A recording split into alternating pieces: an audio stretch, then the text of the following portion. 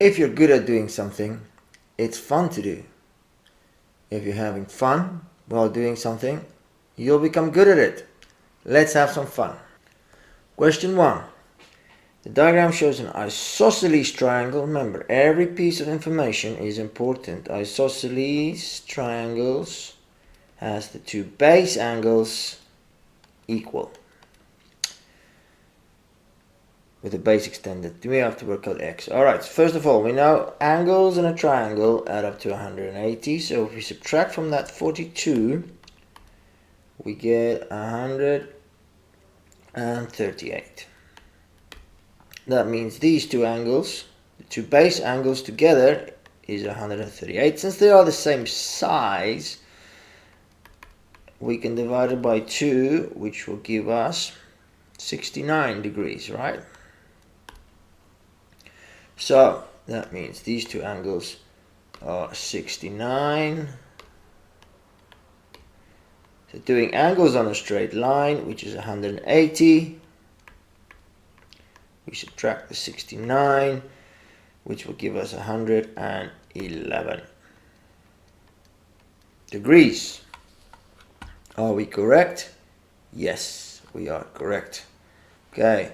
Remember to show some working out, because there are method marks. So if you've got a slight calculation mistake, you won't get any marks unless you show the method marks.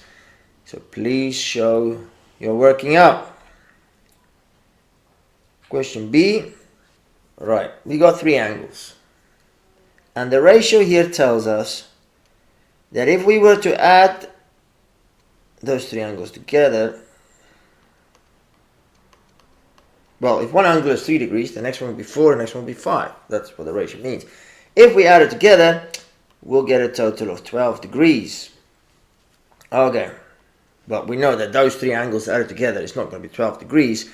Since it's angles around the point, which does a full rotation, those 3 angles should add up to 360 degrees when we add them together. That means we need to change our ratio to an equivalent ratio, but that adds up to 360. So how do we get from 12 to 360? Well, just do the opposite. 360 divided by 12, which, if I'm not wrong, it's 30 degrees, right? Okay, so that means 12 times 30 is 360. So we just need to do the same with the rest of the ratio. 3 times 30 is 90 degrees. Doesn't look like 90 degrees to me, but it does say it's not to scale, so we'll go with that. 4 times 30 is 120. So this one must be 120. And 5 times 30 is 150. Does that add up to 360? Yes, it does. Okay. What are they asking for? They're asking for C. C being the biggest angle, 5, which is 150 degrees. Got it? Excellent. Okay. You get 1 mark if they see 360 there. And then adding it up and dividing it. That doesn't make it complicated. Anyway, we got it right, full marks. Okay, a regular pentagon. Let's draw a pentagon to the best of our ability. That's a pentagon.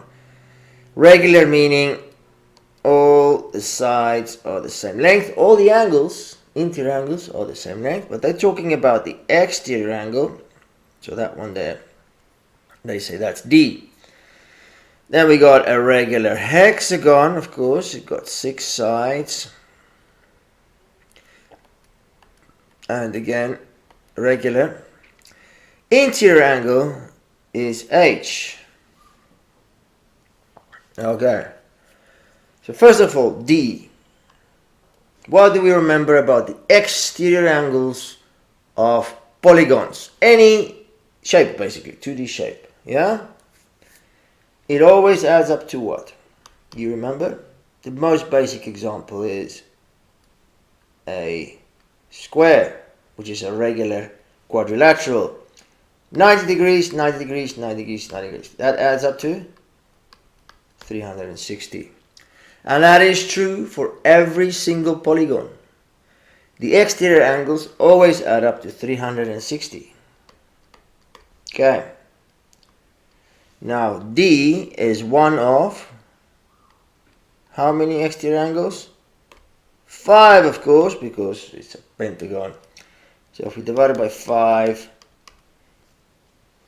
what's 360 divided by 5? 6. No, it's 72. 72, is it not? 72. 72. I said it was 72. Right. Let's go on to the interior angle. H. Now, interior angles of polygons got a formula. Okay. The formula tells us that we need to take the number of sides and subtract 2. Why do we do that? Because that gives us the number of triangles that fits inside the polygon. You see, in a hexagon there fits 4 triangles. Yeah, so meaning we do hexagon's got 6 sides, we subtract 2, we get 4. Okay, why is that important? Because we know that each single triangle adds up to 180. So if we got 4 of them, we need to multiply by 180. So that's the formula for the interior angles, the sum of the interior angles of any polygon. Okay. Which means here this is wrong. This is not equal to h. This will be the sum of the angles. Okay. 4 times 180, of course, is 720. It means all the angles there in the hexagon are 720. It's regular, it means they're all the same size, so we divide that by 6 and we get 120 degrees. That is equal to h, not the sum. Okay, so we got h, we got d. What does the question ask? Find the fraction. Okay, so simply we need to take d, which is 72, write it over 120, which is h. Check your question. We need to write it in its simplest form. Okay. Now we can start thinking of numbers 36 over 60, 18 over 30, 9 over 15.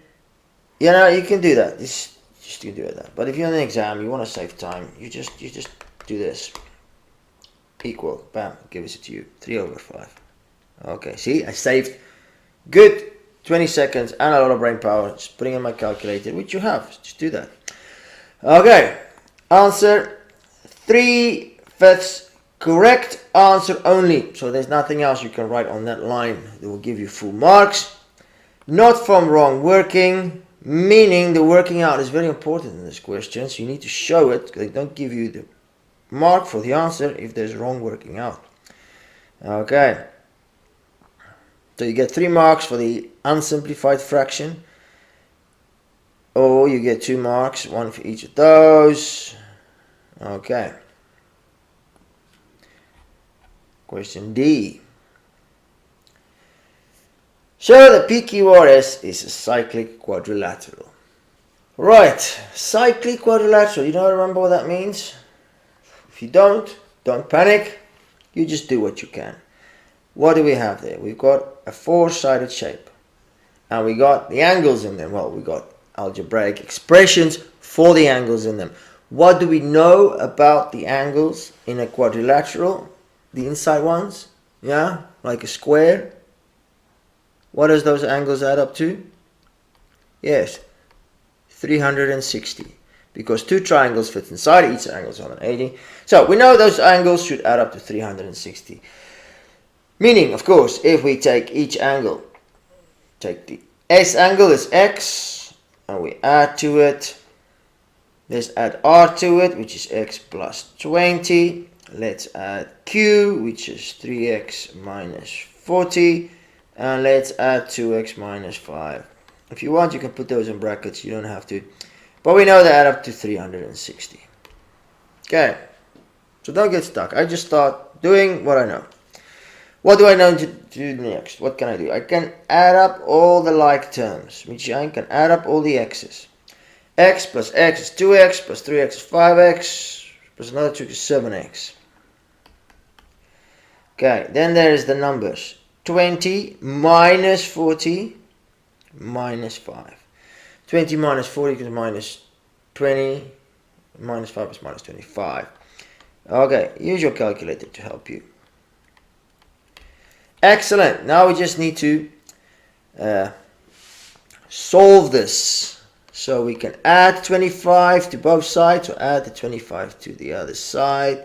That gives us 7x is 385, and then we divide it by the 7. Okay, let's speed things up. 385. Nice. X is 55. Okay, done. No? Well, always read the question again.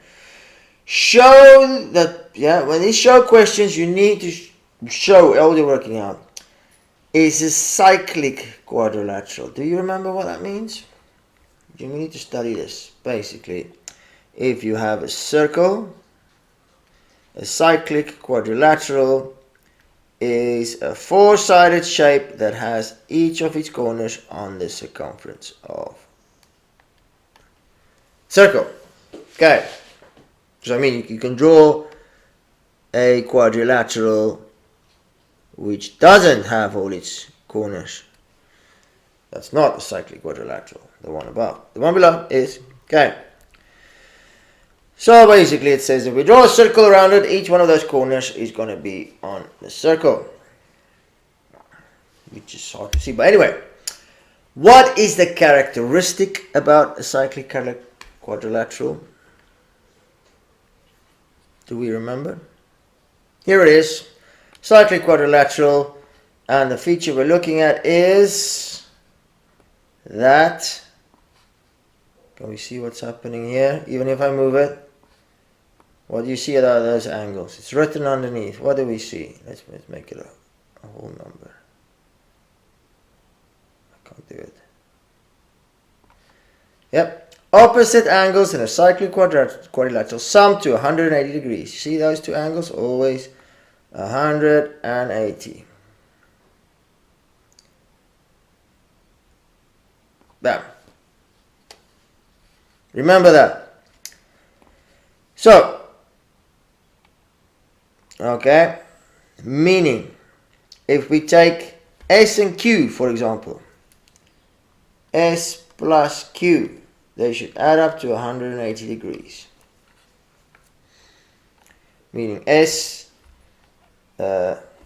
is X plus Q is 3x plus 3x minus 40.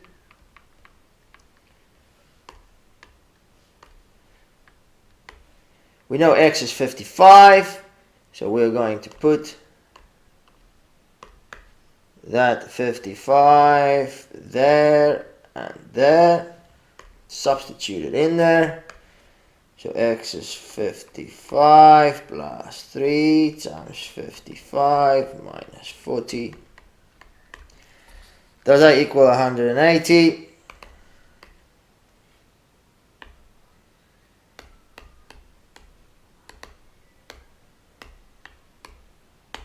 Bam! It does. This means 180 equals 180. Now we can do that again with the other two angles, just to be thorough, but I mean, if those two are 180, then those two must be 180. Okay. So you can write P plus R. Thus, you know these two, thus P plus R equals 180. Okay. And maybe just to be thorough, to make sure we get our marks, I'll write opposite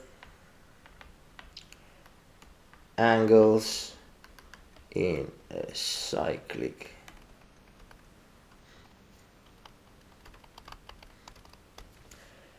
Have I done enough to get full marks?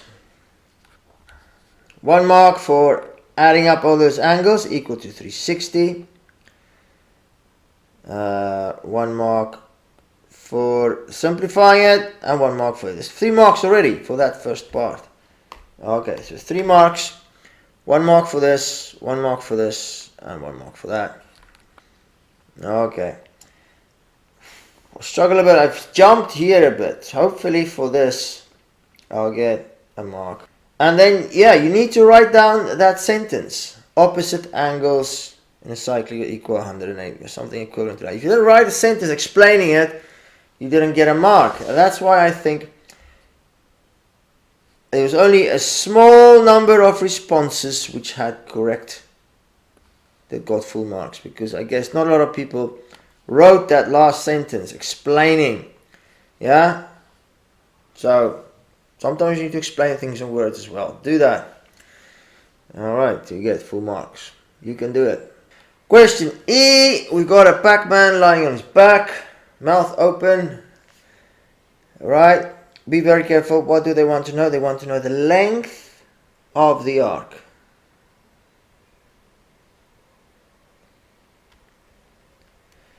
Okay, do you remember the formula for the length? Well, it's called arc length. Well, an arc is just part of a circumference, isn't it? How do we work out the circumference? It's pi times diameter, or 2 pi r. Okay, I'm going to do 2 pi r because they gave us the radius. Now this is not the whole arc, this is only a part of it or a fraction of it. It's a fraction of the arc. So we just need to take the angle, that represents the angle, divided by 360. That's the formula for arc length. Circumference of a circle times the fraction we have. Now we're talking about the angle at the center, which is not 50 unless we want to work out arc AB, the dotted line. They clearly say the major arc, which means the long way around. Okay. So we also need this angle here. I mean, we can work out the length of the other arc, work out the circumference, subtract it, but I think it's going to be quicker if we just do 360 minus 50, 310. So this angle inside is 310. So it means the fraction of the whole arc we need is 310 out of 360 times 2 pi, the radius, they gave us 9. And now we just slot that into the calculator.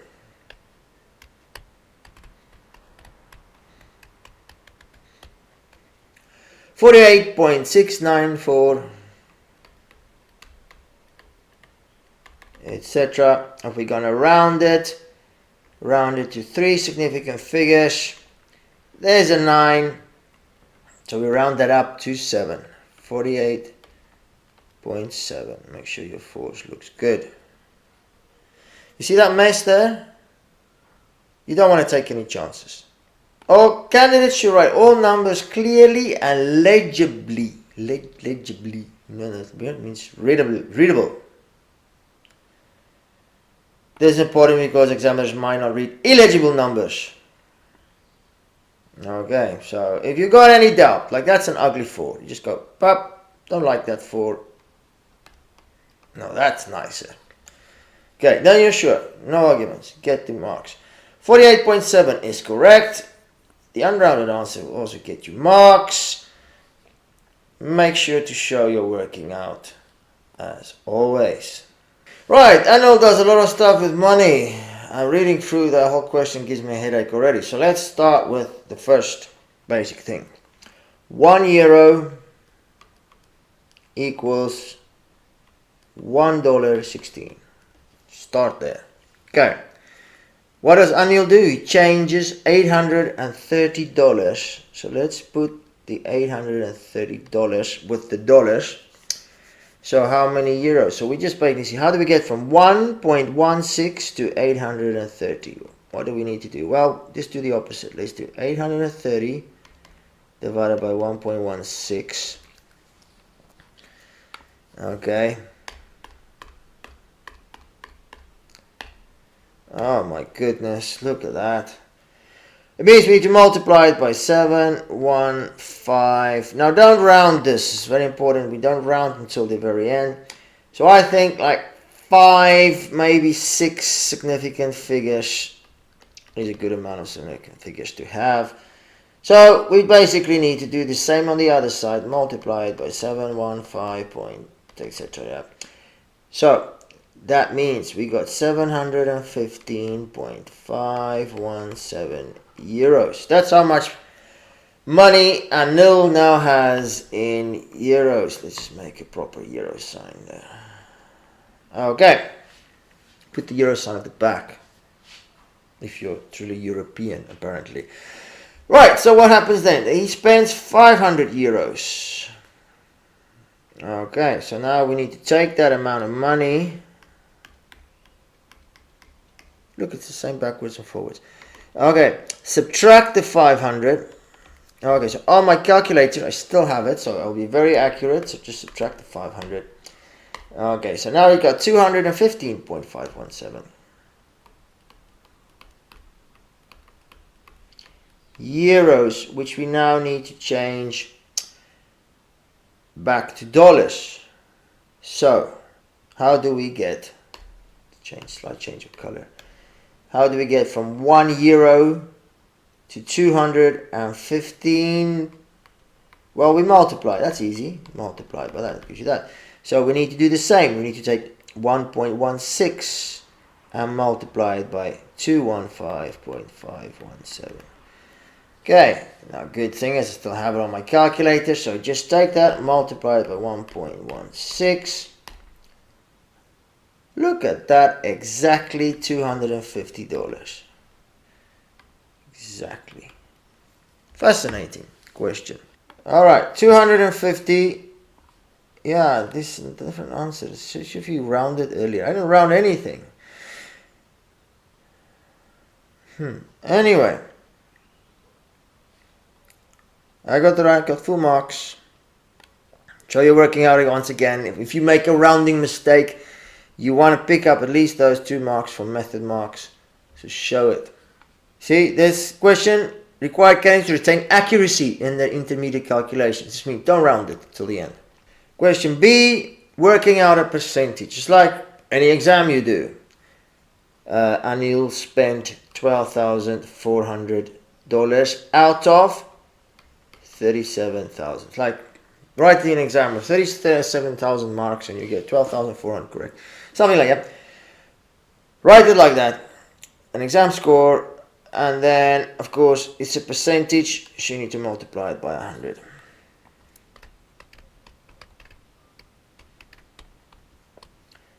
Which gives us 33.513 recurring. 51313. If you're going to round it, 3 significant figures, there's a 1, so the 5 stays the same, so it's 33.5%. Good, round it correctly. You can round it to more significant figures, and there is the basic calculation. Right, and you'll get a pay rise. Remember, if we're increasing by a percentage, we always do the same, always 100%, for which you're now going to add up 3 points. So that 100% is what he got before, then we add to it 3.2%.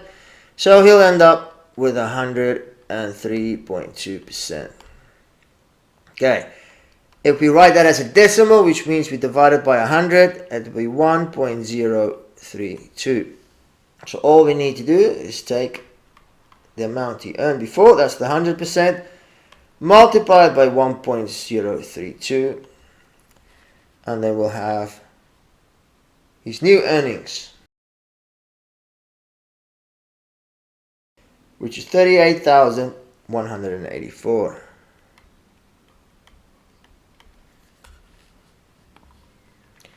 Correct answer only, nothing else you can write on that line. There's a fancy way to say what I just explained to you. If you just work out 3.2%, of course, you'll get that. You have to add it on afterwards. Question C, we now got compound interest. Remember the formula for compound interest. Let's run through this quickly. I equals P R T That is simple interest. Yes, you're right, you're right. Compound interest is P1 plus R over 100 to the factor of T. So that's the one we want to work out. Big thing to notice here though, simple interest gives you the interest earned. That's only the extra money that you get from putting your money in the bank. Whereas compound interest formula gives you the total amount you'll have in the bank. So that's the money you put in plus the interest that was added on. So we need to keep that in mind. Okay, so the amount Anil will have in the bank will be the principal, B, the money he puts in, 1 plus the rate, which is the rate, the percentage, to the power of T, which is the time. Okay, so the amount you'll have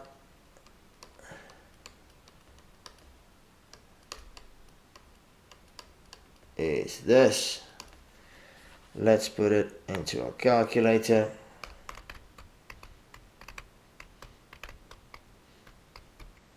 So in the bank, he will have 3,940. Let's round it to 2 decimal places. 649, which is 0.65. Okay, that's how much you will have in the bank. But always be careful with these questions. Calculate the total interest. Student red, interest. That means only the extra money. Which means we need to take this money and subtract what he put in. So the interest he earns is 440,649. Okay, it's money. Again, we can round it to 3 significant figures, but I think it's always better to round money the way we always round money, to 2 decimal places. But it doesn't say anything about rounding. So let's look at the mark scheme. Yeah, they're happy if you round it to 3 significant figures. They're also happy if you do what I did, which is 2 decimal places. Okay. And 1 mark for using the formula correctly, and then 1 mark subtracting to get interest.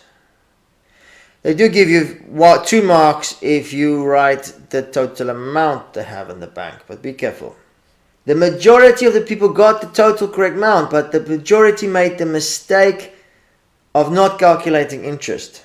So most people only got the 2 out of 3 marks. They gave the total amount, not the interest. So remember this. Remember this. Part 2. We are still working with compound interest, so we're going to continue with this formula. A equals B1 plus R over 100 to the power of T. Okay. We need to work out how many years before he has at least $500 in this account. Okay. Well, there's different approaches to this. We can put the information in there and try to rearrange and solve it, or we can do trial and error. What do you think is best? Let's do trial and error. Okay, so 3,500 is the amount they put in the bank. 2.4 is the rate. T is the thing we need to find out. We need to get an answer at least 5,000. So the answer to that must be more than or equal to 5,000. Okay, so let's start 3500. Right, so let's take a guess. We had 5 before. Let's go with 10. Oh, we're not there yet. So it's more than 10. Let's try 12. No. Let's try 14. Getting closer. Let's try 16. Oh, yep, 16 is definitely more. What about 15? 15 is less. Okay, I think I'm going to write this down. So, 3,500, 1 plus 2.4 over 100. 15 equals 4995.37. Now if I do 3,500, 1 plus 2.4 over 100 to the power of 16. Let's change that to a 6 again. Bam. 5115.26. So that clearly shows us the answer there, 16 years. Have I done enough to get full marks? Let's see, 16, beautiful. You get 2 marks if you wrote 15, not from wrong working, so they look at the working out. Alright, so, yeah, basically, or, okay, so in the end, you get 2 marks for this, or 2 marks for the line above. You don't have to do both like I did. You got the one above or below, and that's when you mark the answer. So question 3, we've got a right angled triangle, and then they mention area of a triangle. Okay, now there are 2 formulas for the area of a triangle that you need to know. The first one, let's write there, is the basic one, half base times perpendicular height. And if you don't have the perpendicular height, you do half A, B, and C. Okay, but we do have the perpendicular height, or we have an expression for the perpendicular height. Perpendicular means, of course, a 90-degree angle. We got the base there. So this is the height, that's the base. So we can use that formula. If you want to complicate things, we can use the other thing, but I think we go with the most basic. So let's write that down. Okay, the formula is area of a triangle equals half base times height. Now, in that formula, what do we have? Well, we got the area, they gave it to us, that's 60. We got half. We got the base, which is 2x plus 5. This stage, I don't know what I'm doing actually. I'm just putting stuff in the formula. And x plus 3.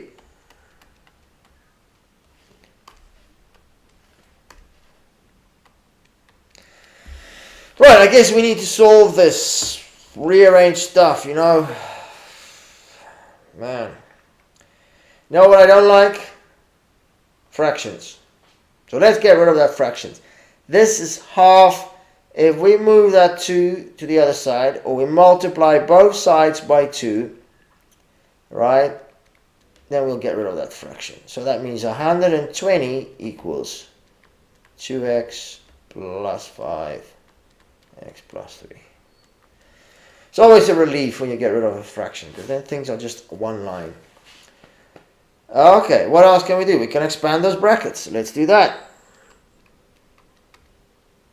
2x times x is 2x squared. 2x times 3 is 6x. 5 times x is 5x. 5 times 3 is 15. Right. This looks good, because I've just looked at what we need. We need that, don't we? So, what I'm going to do is I'm going to move that 120 to that side. So that gives 2x squared.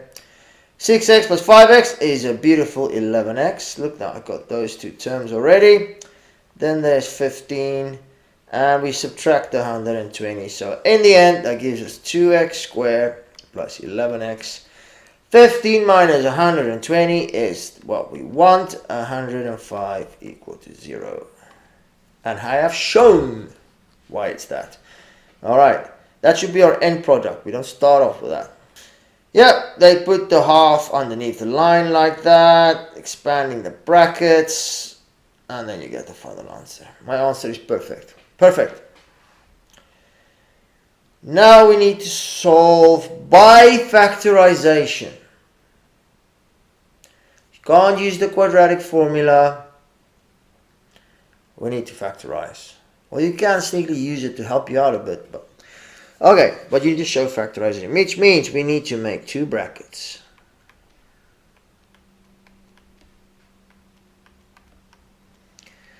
Okay. We need to think of two numbers I multiply together to get me 105.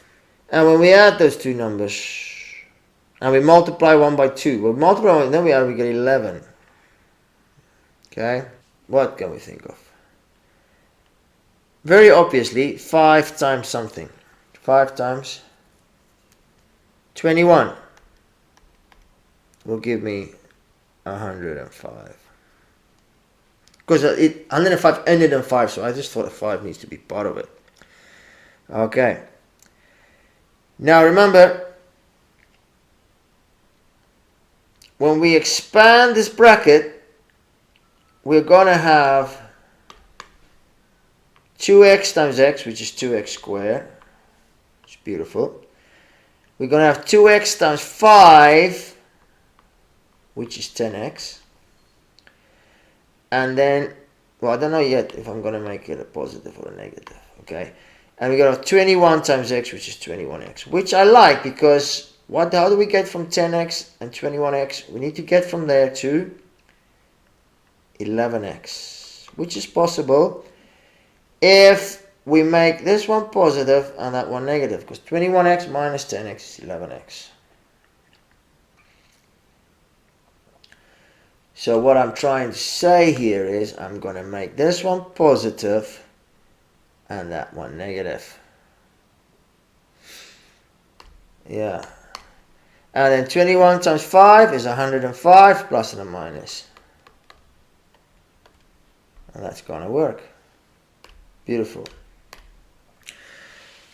Tell you what, there's another way to do it, and if you want to hang on, I'll show you another way to do this after I finish this. Alright, let's just finish it. So, we got 8 factorized, check that it's correct. Now, we set each one of those brackets equal to 0, and then we just solve it.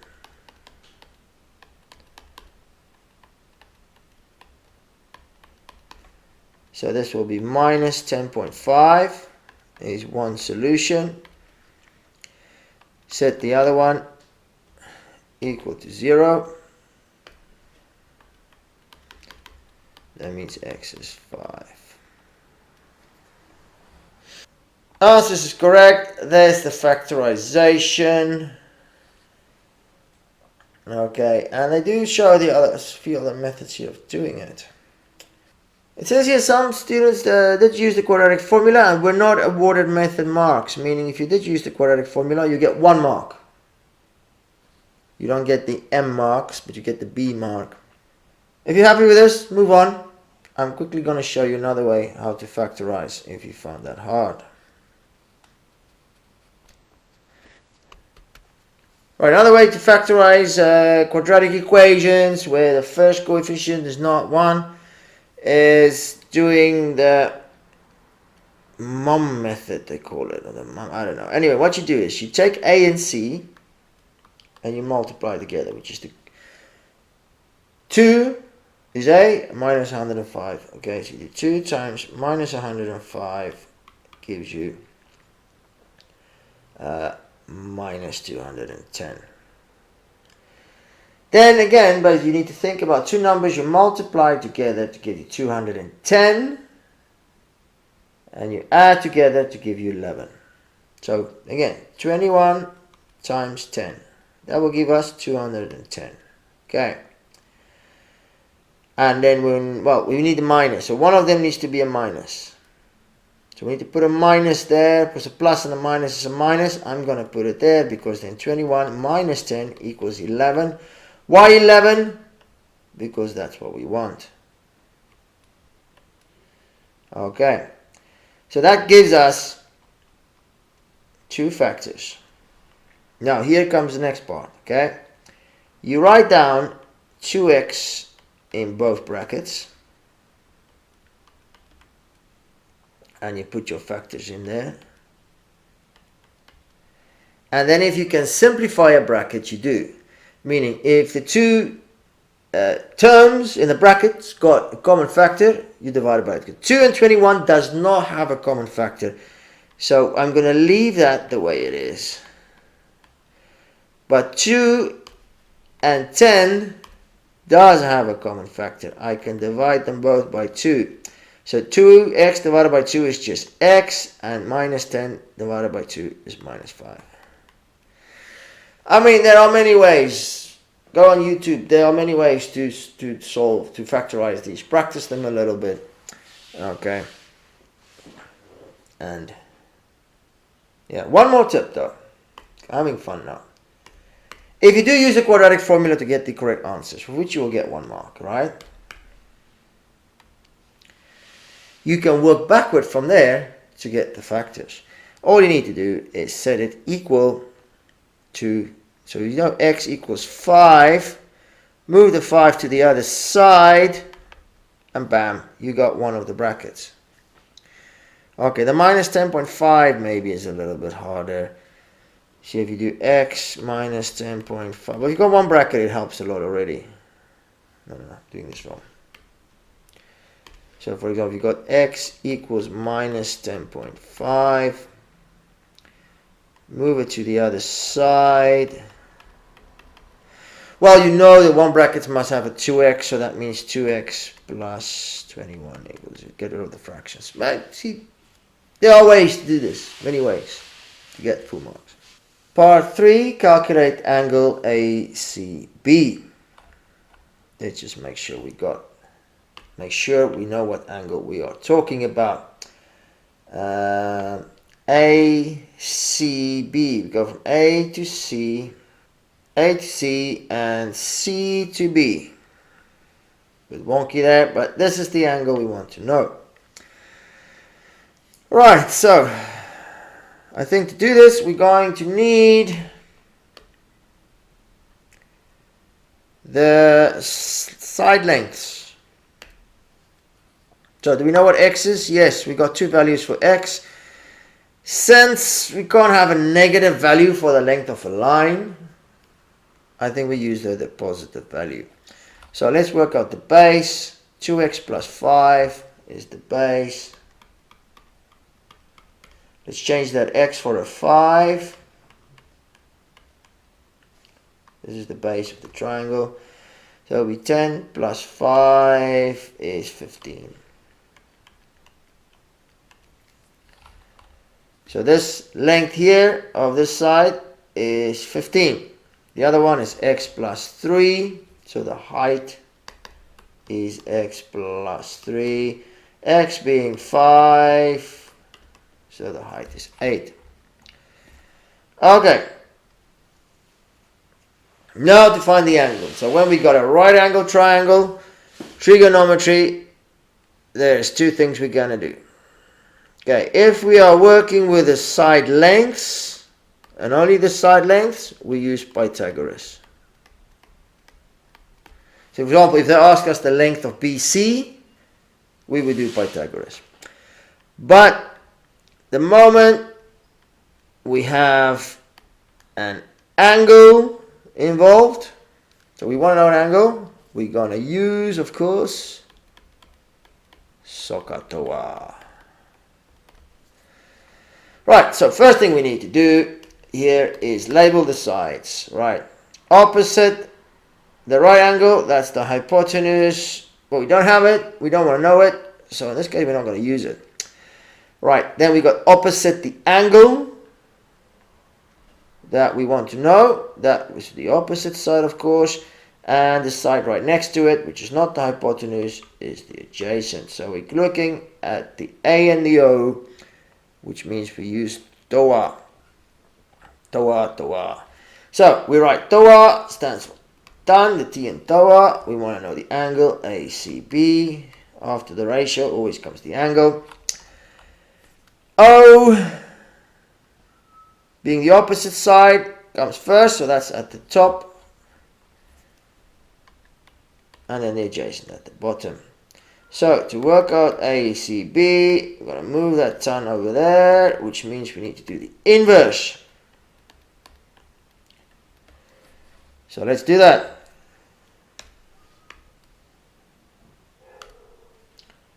Shift tan, 15 over 8. And we get 61.927. This being an angle, we round it to 1 decimal place. There is a 2, so the 9 stays the same. 61.9 degrees is my answer.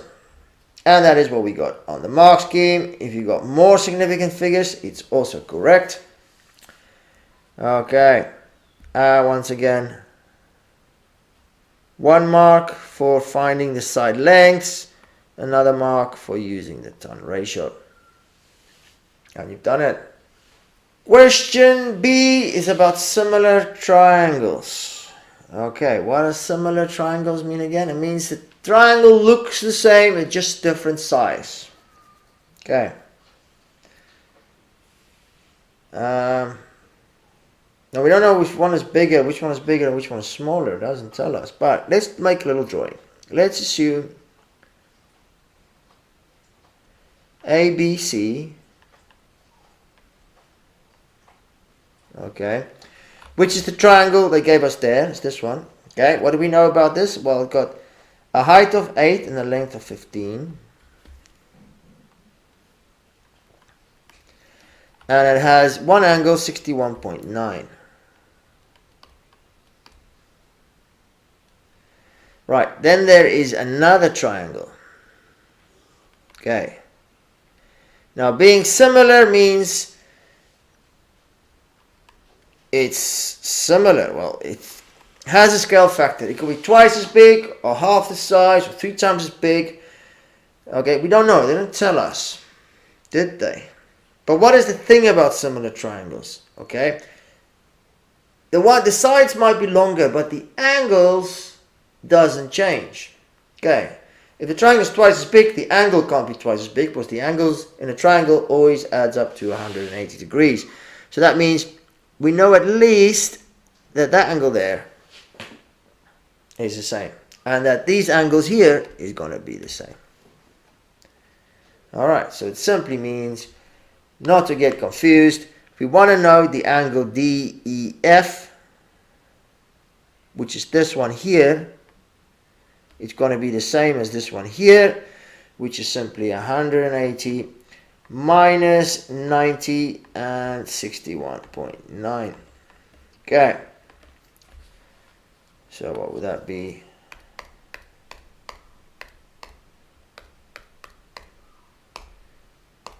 .28.1.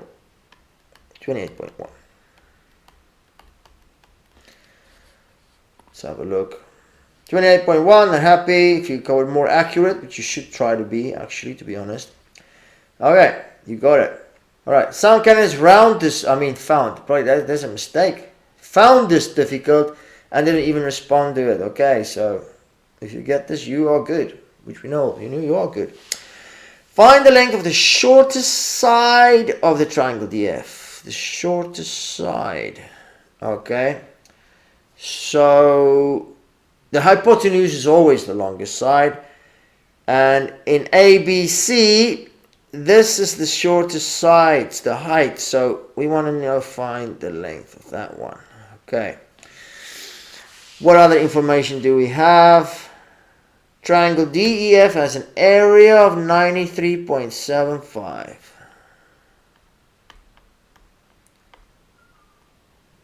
Centimeters square. Because that's how we measure area in squares. Yeah. And it's important, so we're going to keep it there. So what we need to know is the scale factor. We need to know how much bigger or smaller is DEF. We got the area of ABC. We worked it out, didn't we? Oh, they gave it to us there. You see, you really need to be sharp. There it is. I mean, we can work it out again. 8 times 15 is, what's that? 120, half that, 60. Okay, so we know it's there. We can work it out again. Okay. So, now, remember I said there's a ratio. There's a ratio. And I was right. ABC is smaller because its area is smaller. Okay. So, we need to think. All right, this is 60 centimeters square. Okay. And we want to work out what is DE. So let's write it down. DE, that's what we want to know. Now, if we divide that by 8, okay, and we should get the same, because I'm putting out the bigger triangle at the top, yeah, as when we take the area and we divide it by each other. Is that right? Like, for example, if EF is 30, then 30 divided by 15, then DE will be 16. 30 divided by 15 is 2, 16 divided by 8 is 2, right? You understand? So if I say 13 divided by 15, then DE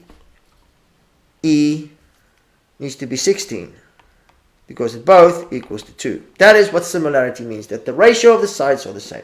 Okay, but we don't know that's 30. We don't know what it is. Okay, so let's go back here what I wrote down. The length of DE in centimeter divided by the length of AB in centimeter equals the areas, right? No, there's a problem though, because this one is in centimeters and that one is in centimeters squared. The units are not the same. So it's not exactly correct, but we can fix that. All we need to do is square all of this.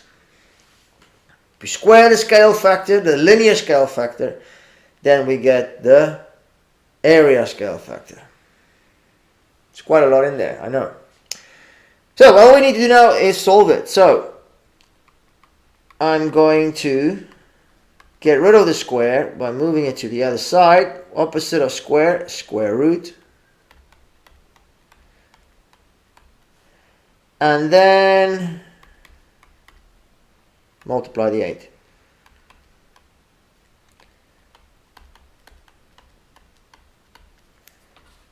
Let's do that.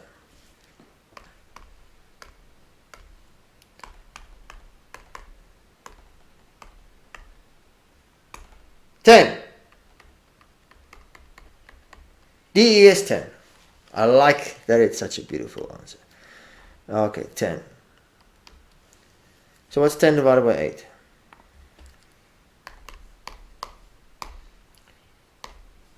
One and a quarter. It means that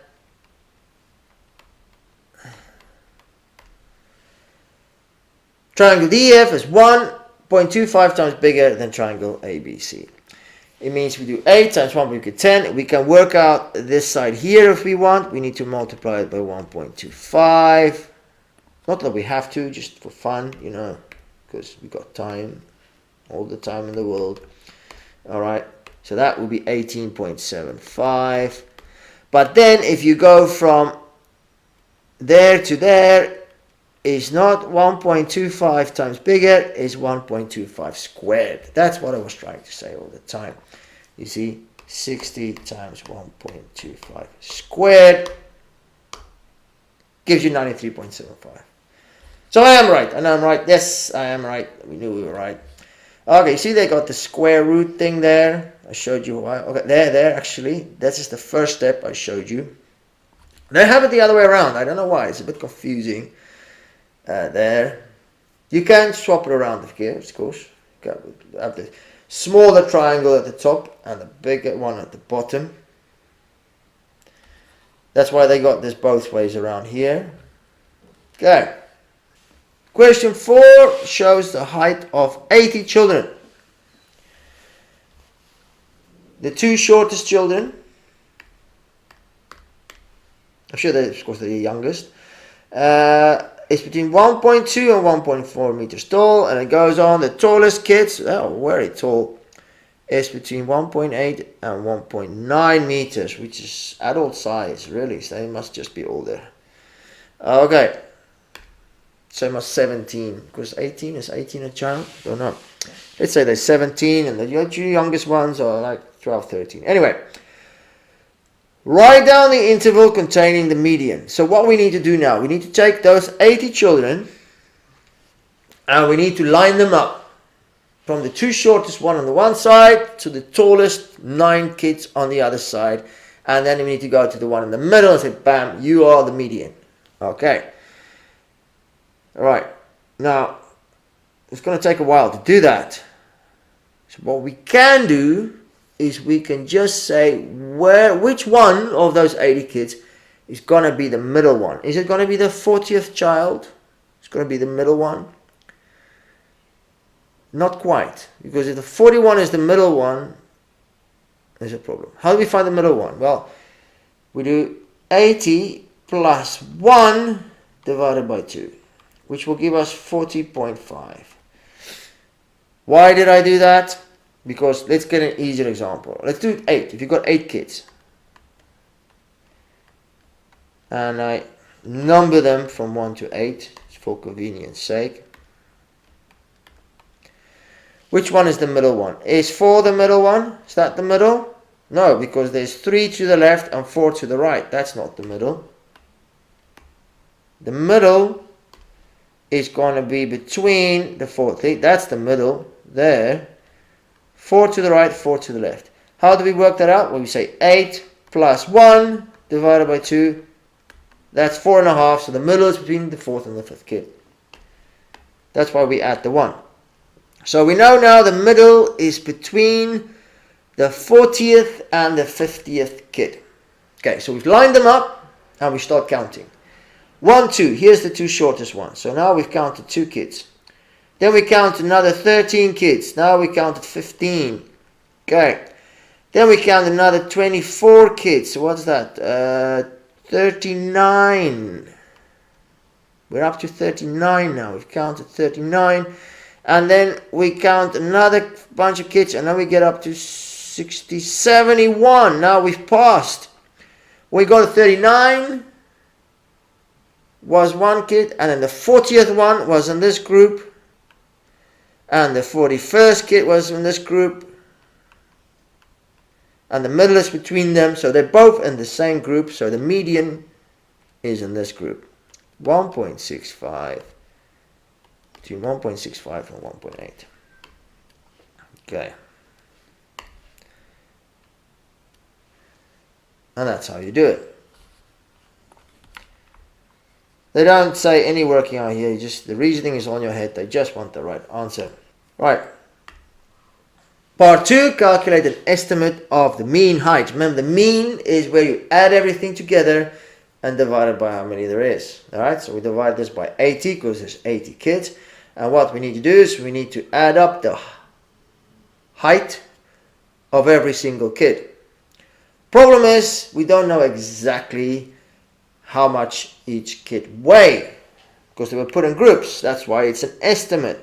We're not going to get the exact answer. Okay. So look at the first 2 kids here, right? They are somewhere between 1.2 and 1.4 meters. We don't know exactly. So we need to come up with a plan. And that plan is to simply take the midpoint. That's our estimate. So like, oh, they're somewhere in there. We're just going to assume their height is close to the middle of that group. Okay, so we need to add up their heights. Okay, we're basically stacking them on top of each other, yeah. And our estimate is that they're about 1.3 meters tall. Then we add together the heights of the next 13 kids, which we don't know exactly how tall they are. So we take the midpoint between 1.4 and 1.5, so that's 1.45. So we say they're going to be around 1.45 meters tall. Then the next one, between 1.5 and 1.65. So what do we do now? What's in the middle of those two? If you're not sure what's the midpoint, you can just add the two heights together, the 1.5 and 1.65. And then we half it, then we get the midpoint. Okay. So you don't have to break your head over this. Divided by 2. 1.575, that is the middle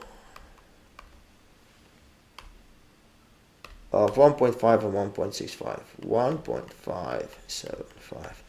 So these 24 kids, we're estimating that they're about 1.575. Okay, the estimate doesn't mean we don't have to be accurate. There is still only one correct answer.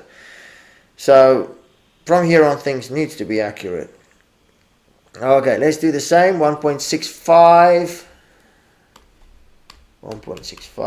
plus 1.8 divided by 2. The next midpoint is 1.725.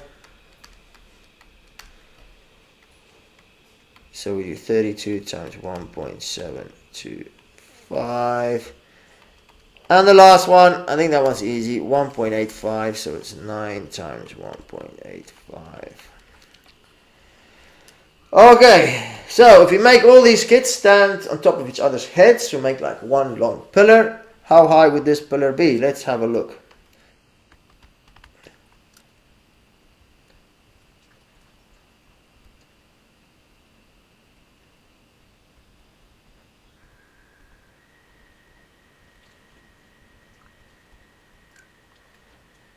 (131.1 meters). That's quite high up in the air. This is now if they stand on each other's shoulders. Okay, the mean is then we need to divide everything by how many there is. There's 80 kids. So we take that and we divide it by 80. 1.63875.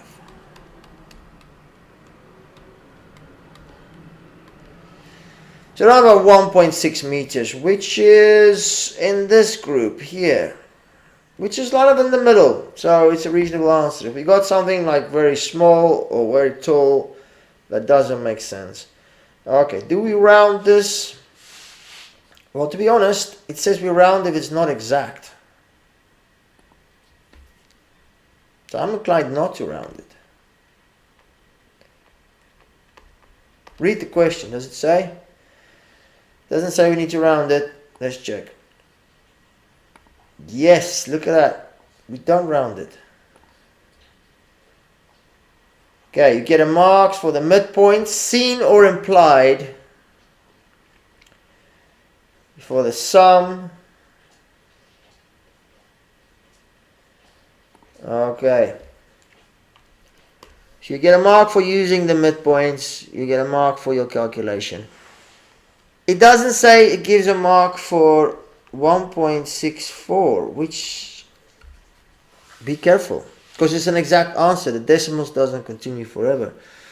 So it's better not to round it. That's my advice. I honestly don't know if you'll get a mark for 1.64, right? Don't round this one. B part 1. One of the children is chosen at random. Calculate the probability that they have a height of 1.4 meters or less. Okay. If they got a height of 1.4 meters or less, okay, because 1.4, because of this sign, falls in the first category, there could only be 2 students, the 2 shortest ones that could be there. So there's 2 out of 80. And that's the answer, 2 out of 80. If you want to simplify it to 1 out of 40, I guess you can. And that's all. 1 out of 40 or equivalent, OE, so it means that, yes, you could write 2 over 80, you can write 0.025, you can write 2.5%, just make sure to put the percentage sign. That's what OE means, or equivalent. Right, question B, part 2. Just note here that it was a challenging questions. Okay. One of the harder ones on the paper. So if you found this difficult, don't worry. You're not alone, but you can still do it. It says 2 of these children are chosen at random. Okay, so it means now we're going to pick 2 children. Two events is going to happen. We're going to pick one child and then we're going to pick a second child, right? He's calculated the probability that both children are taller than 1.5 meters. Okay, so where are we? 1.5 meters and taller. Okay. But only one of them is taller than 1.8. So one of them is taller than 1.8. So one of them needs to be here. Means the other child needs to be between 1.5 and 1.8. Let's call this child 1 though. So the first child, because I mentioned it first, needs to be between 1.5 and 1.8. And the second child needs to be between 1.8 and 1.9. Okay. So when we make that first decision, it needs to be one of these kids here. How many are they all together? They are 56 kids. So we pick out of 56 kids out of 80. So that first possibility of getting a kid between 1.5 and 1.8 is 56 out of 80. Then we need to pick a second child, of which the ones we're looking at, hoping to get, is one of these 9, okay, out of how many kids? Is there still 80 kids? Are we going to pick the first kid again? Are we going to pick the same kid twice? No, we're not going to do that. So there's now one less kid, because we took him out, we picked him. There's only 79 kids left now to pick from. Okay, so those are the 2 events. The one kid between 1.5 and 1.8, and the second kid more than 1.8, but there's less kids to pick from. Alright, what do we do with these 2 probabilities, these 2 fractions? Okay, what do we do with them? Well, remember with probability there is 2 rules. The and the or rule. If it's one thing happening or the other, then we add. But if the one thing and the other thing needs to happen, then we multiply. And in this case, we're not picking the one kid or the other kid, we're picking the one kid and then the other kid. So we multiply. So let's do that. What was it? 56 out of 80.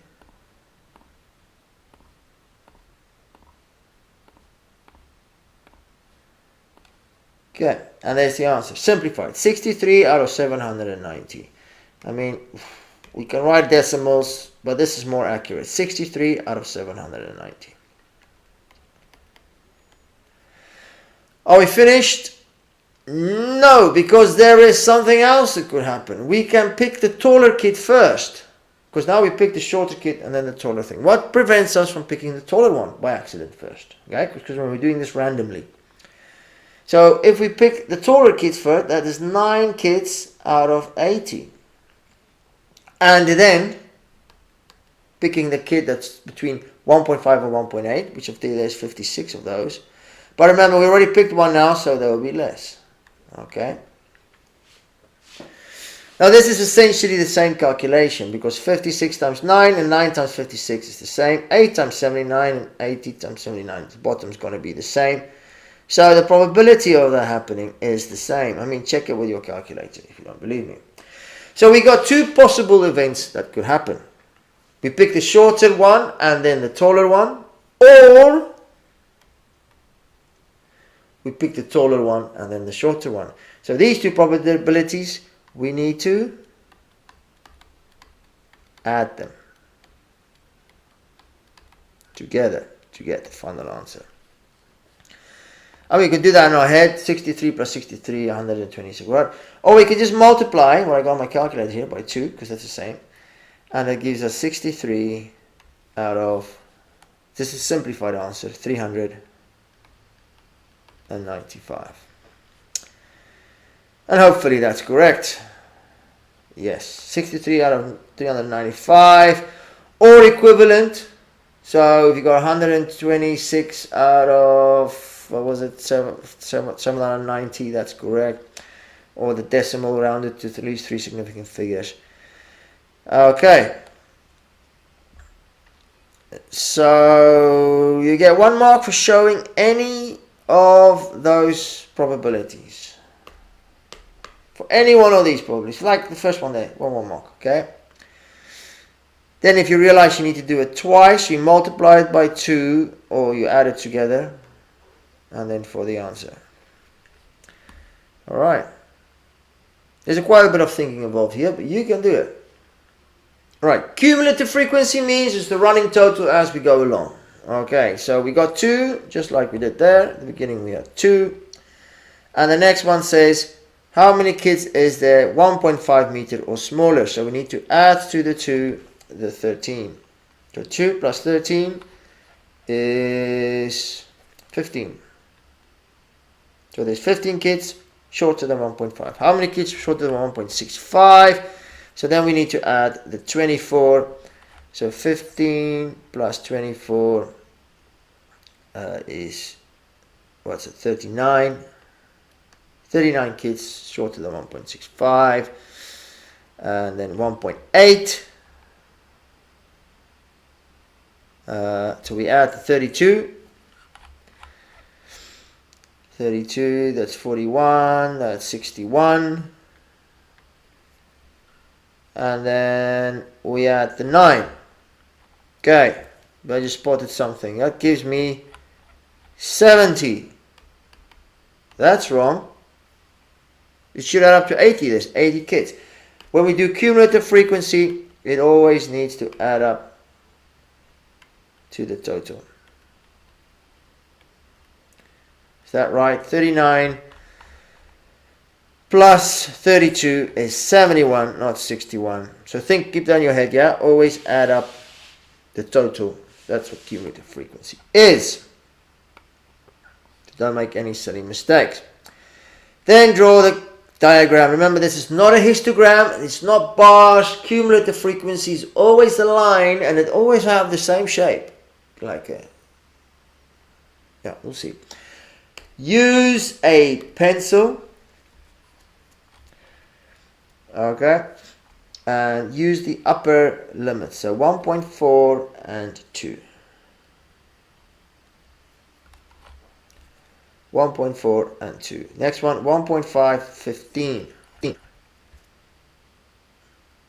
15 being halfway between 10 and 20. So each square counts 2 for 2 students. 1.65 and 39. That will be 1.65. 39 will be there.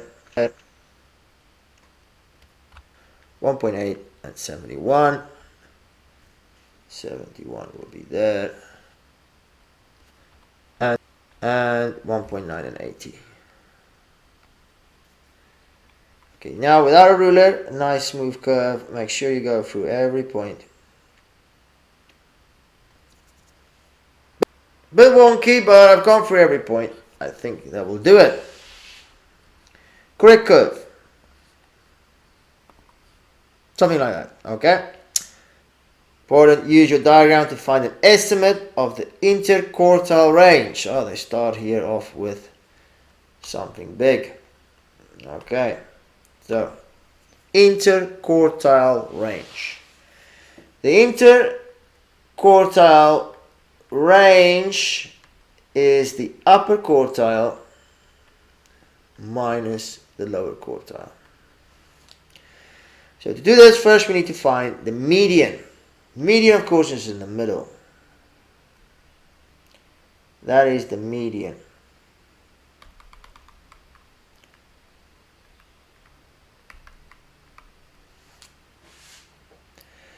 Then if we chop the bottom half in half, so the median of the bottom median, bottom 25%, that will be the lower quartile. And if we take the upper half and we chop that in half, that will be the upper quartile, the top 3/4.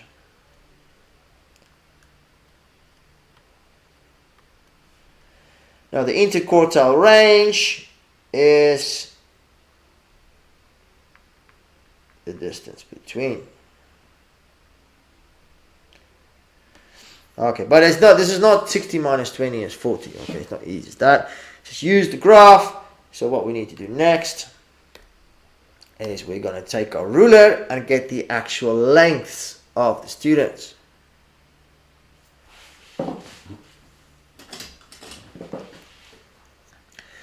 With a ruler and a pencil, let's find the upper quartile. Oh, my goodness. Okay, so let's go across. And if you draw these lines, then you're more likely to get your marks from the examiner. Bit wonky there, I know. Okay. So what is this? 1.76, I would guess. So the upper quartile, the top 75% of the students is 1.76 meters tall. They're tall. Okay. So it means 25% of the students is taller than that, 20 students is taller than that, and 75% is shorter than that. 60 students is shorter than that. Okay. Lower quartile.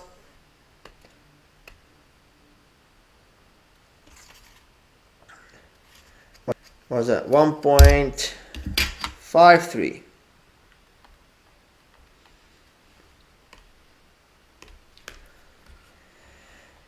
So that's the lower quartile. The bottom 25%.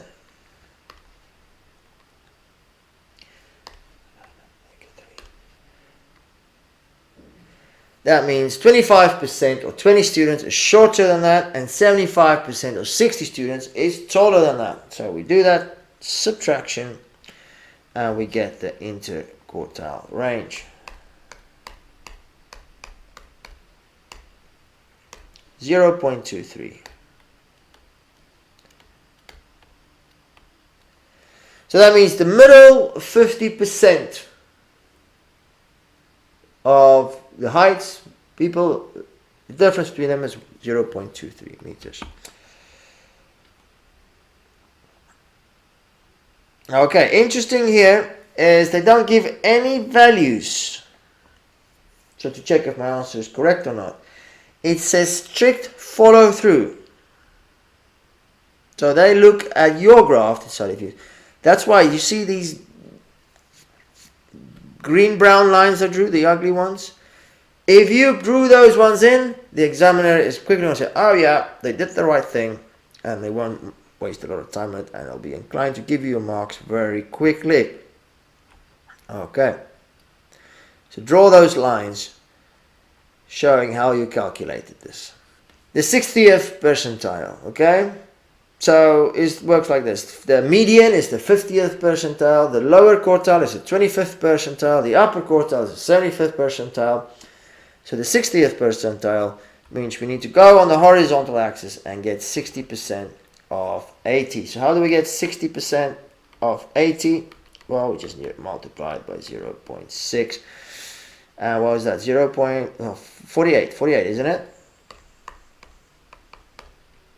Yeah, 48.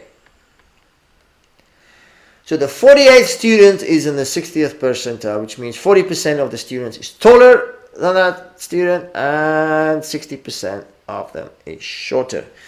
So what we need to do now, we need to go, let's just go, we go to the 48th student, which is there, okay. So this is the 60th percentile. And of course, we need to get the height of the student. Oh, that gives me a perfect 1.7. Which I like. It makes me feel like I've got it right. Okay. So what is that? 1.7 meters. Strict follow through again from reading 48. Okay, so write the 48 down. That gives you the definite mark. And then if you show those lines, in most cases my purple line, I'll give you that mark, 1.7. We've done it. Question 5a.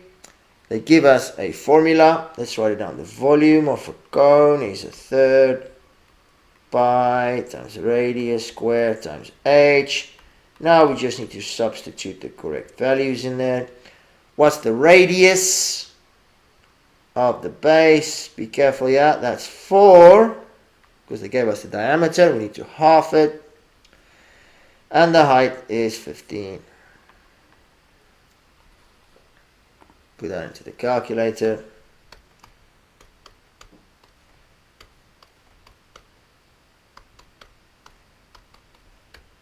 Bam. 251.327.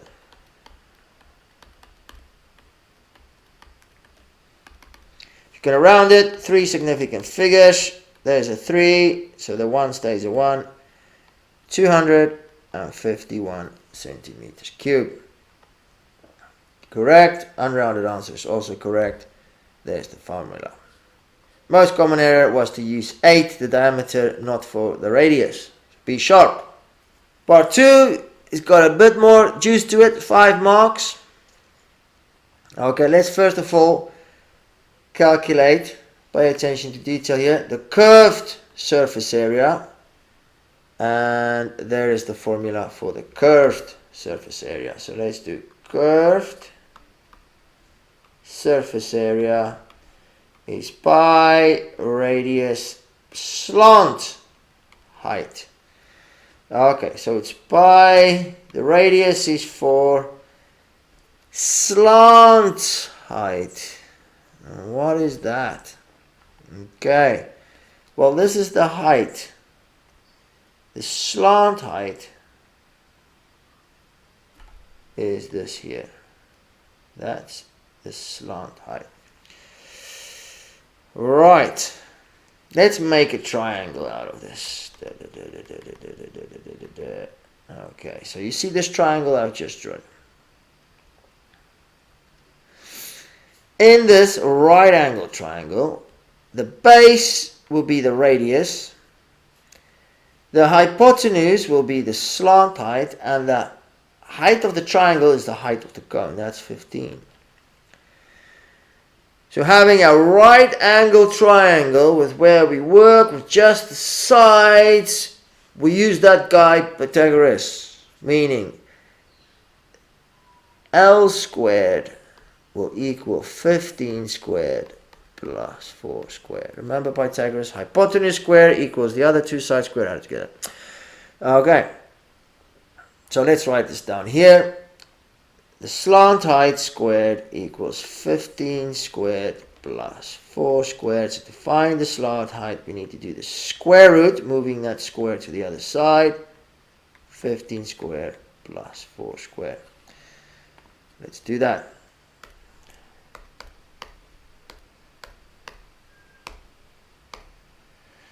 Okay.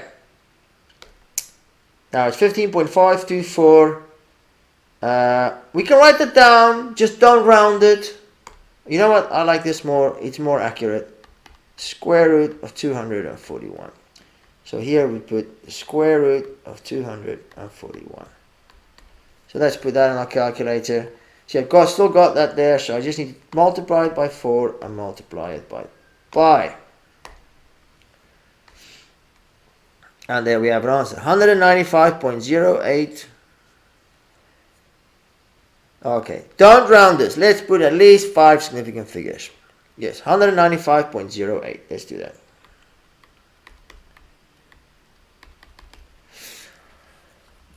Good. Now, calculate the area of the label, which is the curved surface. We've done that. Now we need the total surface area of the cone. Okay. So the total surface area is the curved part plus the base. And what is the base? None other than a circle. Okay. So the total surface area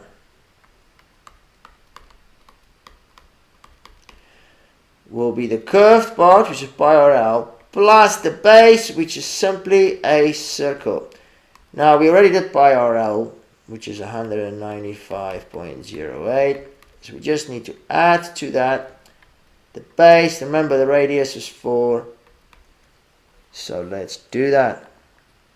So to this, we need to add pi times 4 squared, 245.35.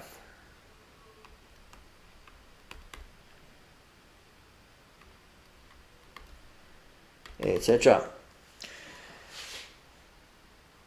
Nice, I like where we're going with this. What do they actually want? They want us to write it as a percentage. Okay, remember how we work out a percentage, like when you do an exam. There is the total you have for your exam, or the total surface area of this whole thing. And then how much you get for your exam, or in this case, the curved surface area.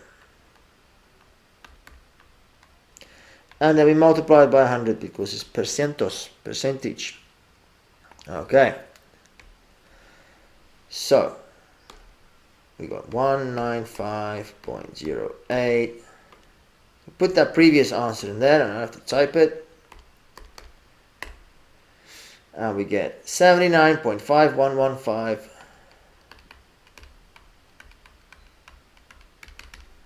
Rounded to 3 significant figures, 79.5%. Have I been accurate enough? Yes, 79.5. Okay, so remember, just don't round your answers till the end. At least 5 significant figures is my advice. Now we've done it. Okay. Common errors were losing accuracy by rounding the values before the percentage calculation. Okay, I rounded mine, but with 5 significant figures, which made it accurate enough. Question B.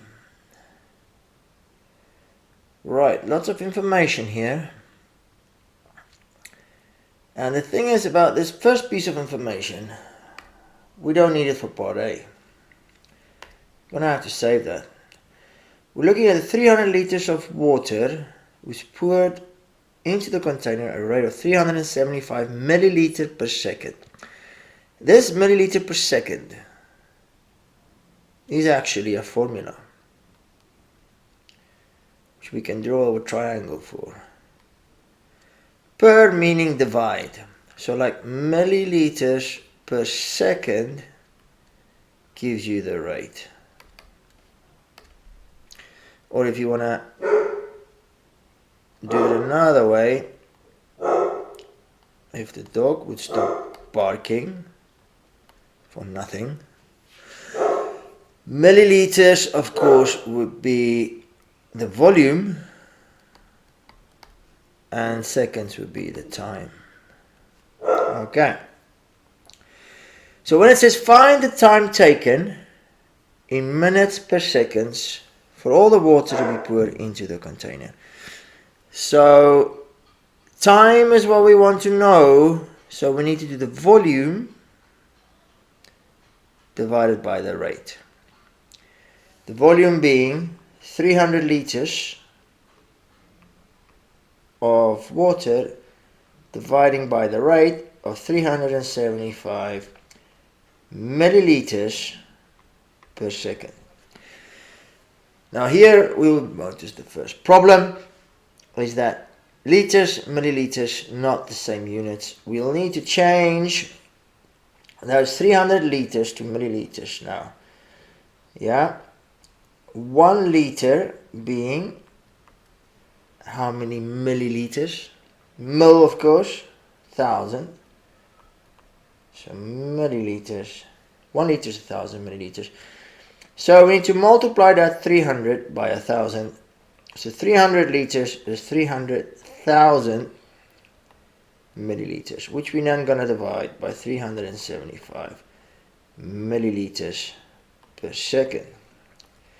Which helps to look at the units, because we divide that, the milliliters by the milliliters will cancel, and we'll be left with seconds.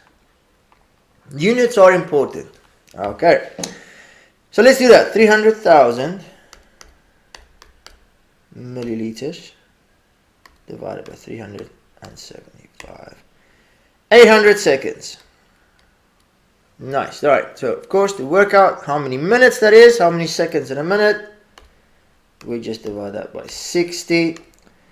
Okay, that gives us 13 and a third. Yeah, 13.33 is a third minutes.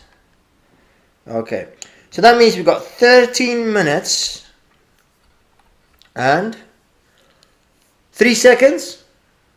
No, a third of a minute. What is a third of a minute? Or 0.3 recurring. A third of a minute is a third times 60, which of course will be 20 seconds. Check it with your calculator if you want, yeah? So if we subtract that 13, means we've got a third of a minute left, yeah?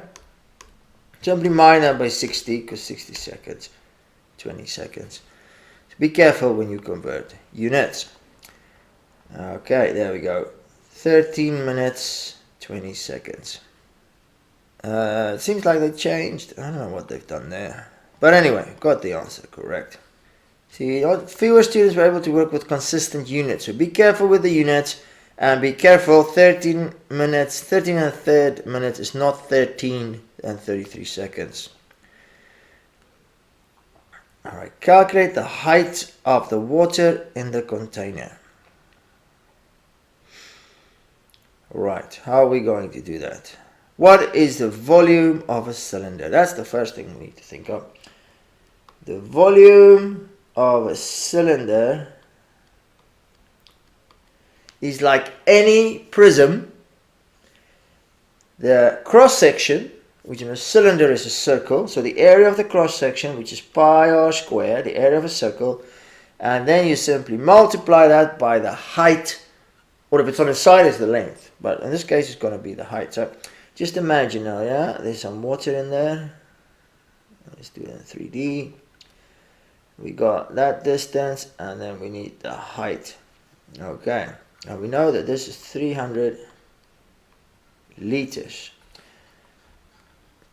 So pi r squared h, that's the formula. Anyway, so what do we have in this formula?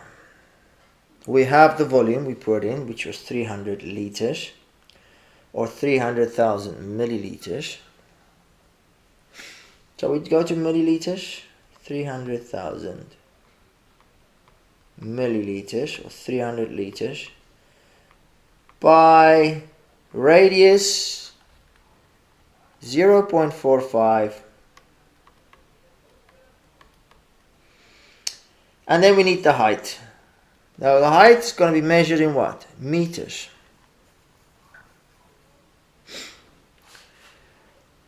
So what we need to do now is we need to change the volume. The 300 liters or 300,000 milliliters to meter square, centimeter square, something. Which are we going to change it? What is 1 liter equal to? I always forget. Right? 1 liter is equal to what? How many centimeters cubed or millimeters cubed or milliliters cubed? So what I usually do remember is if you take one little cube, small cube, that is 1 by 1 by 1 centimeter, so I mean 1 centimeter cubed, that is 1 milliliter. And if you stack 10 of them in a row, So it means you got a cube that's this long, this height, this wide. So 10 times 10 times 10, which is 1,000 centimeters cubed. Think about it. It's like this big. That would be 1 liter. So 1 liter is 1,000 centimeters cubed. So 300 liters is 300,000 centimeters cubed. So that's just saying 300,000 milliliters is 300,000 centimeters cubed.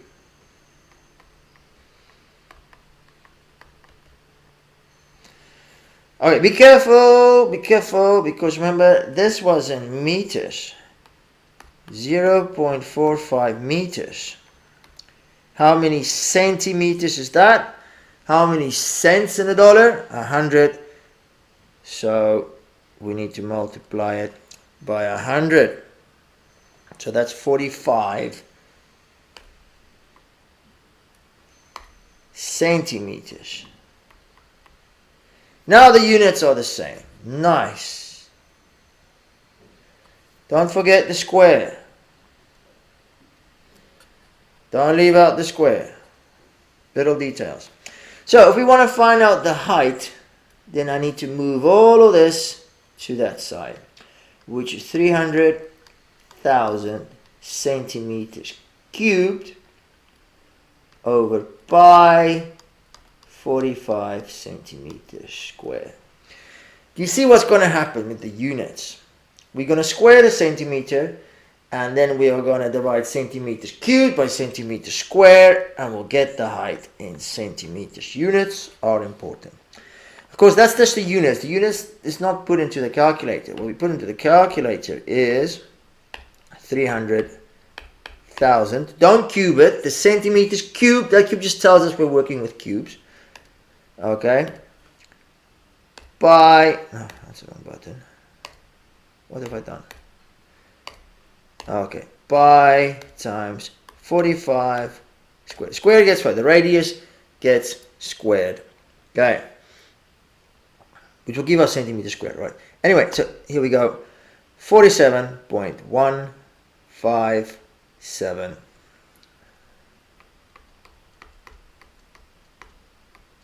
centimeters. Of course, we need to change it to meters. So we are going to divide it. 47 centimeters is just a little bit longer than the ruler, so it's less than a meter. Divided by 100. So that's 0.47157 meters. 3 significant figures, did I say? Is 40, that's a 5 there, so we can round the 1 up to a 2, so 0.472 meters. Yes, they're happy with the unrounded answer as well. Okay, the units is the challenge here. Minority were successful gaining full marks. Consistent units was a problem. Be careful not to round your answer to 2 significant figures. 3, at least 3 are required. Goodness gracious, thank you. We're on to question 6. I was getting a bit tired of volume and units. Some change of pace. Sequences. Find the first 3 terms of this sequence. So to find the first term, we need to make n equals to 1. That's the first term. So we got 1 over 2 times 1 plus 3. 2 is this 3, this 2 plus is 1/5. Or 0, give your answer in fractions. So 1/5. That's the first one. The second one, we need to make n 2. So that will be 2 over 2 times 2 plus 3. So that would be 2/7. And to find the third term, we need to make n 3.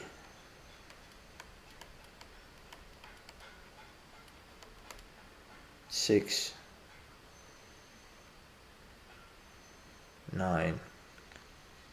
So it's 3/9, or if we simplify it, 1/3. 3/9, final answer. It doesn't say we can put 1/3. Okay, I put 3/9, 1/3. I guess 3/9 is correct.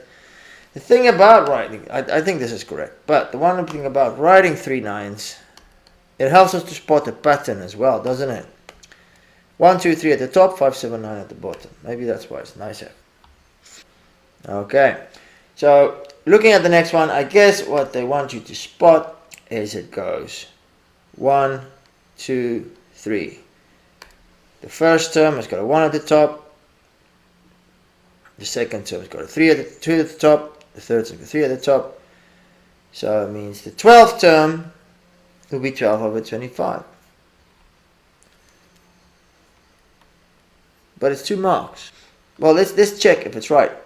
Let's make n equal to 12. So then we put 12 over 2 times 12 plus 3. 2 times 12 is 24 plus 3 is 27. That didn't work. So that's not the answer. Well, my first 3 didn't work. What about if we do equivalent fractions? We know that 12 over 25 is the same as 24 over 50. So if we make n 24, let's see what happened then.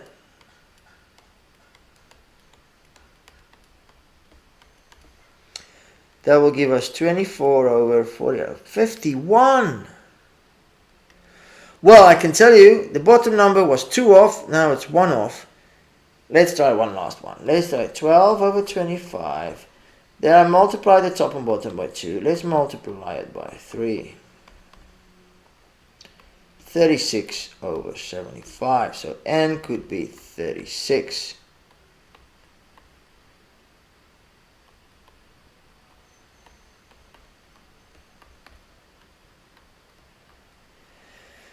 Two times 36 is 72 plus 3 is 75. 36. Okay, this is how I did it. I don't know if that's what they wanted. It's the correct answer. Interesting method they used. Right, it said some used trials and this was less successful. So I was successful using trials. But I'm going to redo this question, setting up an equation. Okay, because it seems like that's what they preferred. So let me show you another way to do this. So if we put the k where the n is, we'll get k equals 2k plus 3. I've just changed the n for a k. Because the kth term is the nth term is the position that number has in the sequence. Now, that should be equal to 12 over 25. Now we just need to solve k. First thing is get rid of the brackets. I'm going to multiply the 25 on this side, which gives me 25k. Then I'm going to multiply this on that side, which gives me 12 times k plus 2k plus 3. Expand the brackets. 12 times 2 is 24. And 12 times 3 is, of course, this is my k. And my 4 looks the same. 12 times 3 is 36. Let's move that to that side. 25k minus 24k. Again, k's and 4's. Same thing. 24k equals 36. 25 minus 24 is 1k. K is 36. I really do this method is easier than the one I did. Certainly. Okay. More successful. Okay. So, let's use this one. Part B. The nth term of the sequence Okay, first thing we will sequence is look at what is the term to term rule. So to 6 we need to add 7. Then to 7, to 13, to 32 we need to add, my goodness, 19. And from 32 to 69,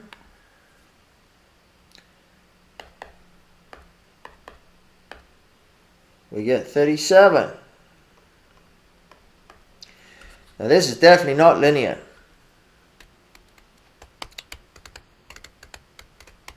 Then we add 61. Second difference, from 7 to 19 we add 11. From 37 to 19 to 37 we add 18.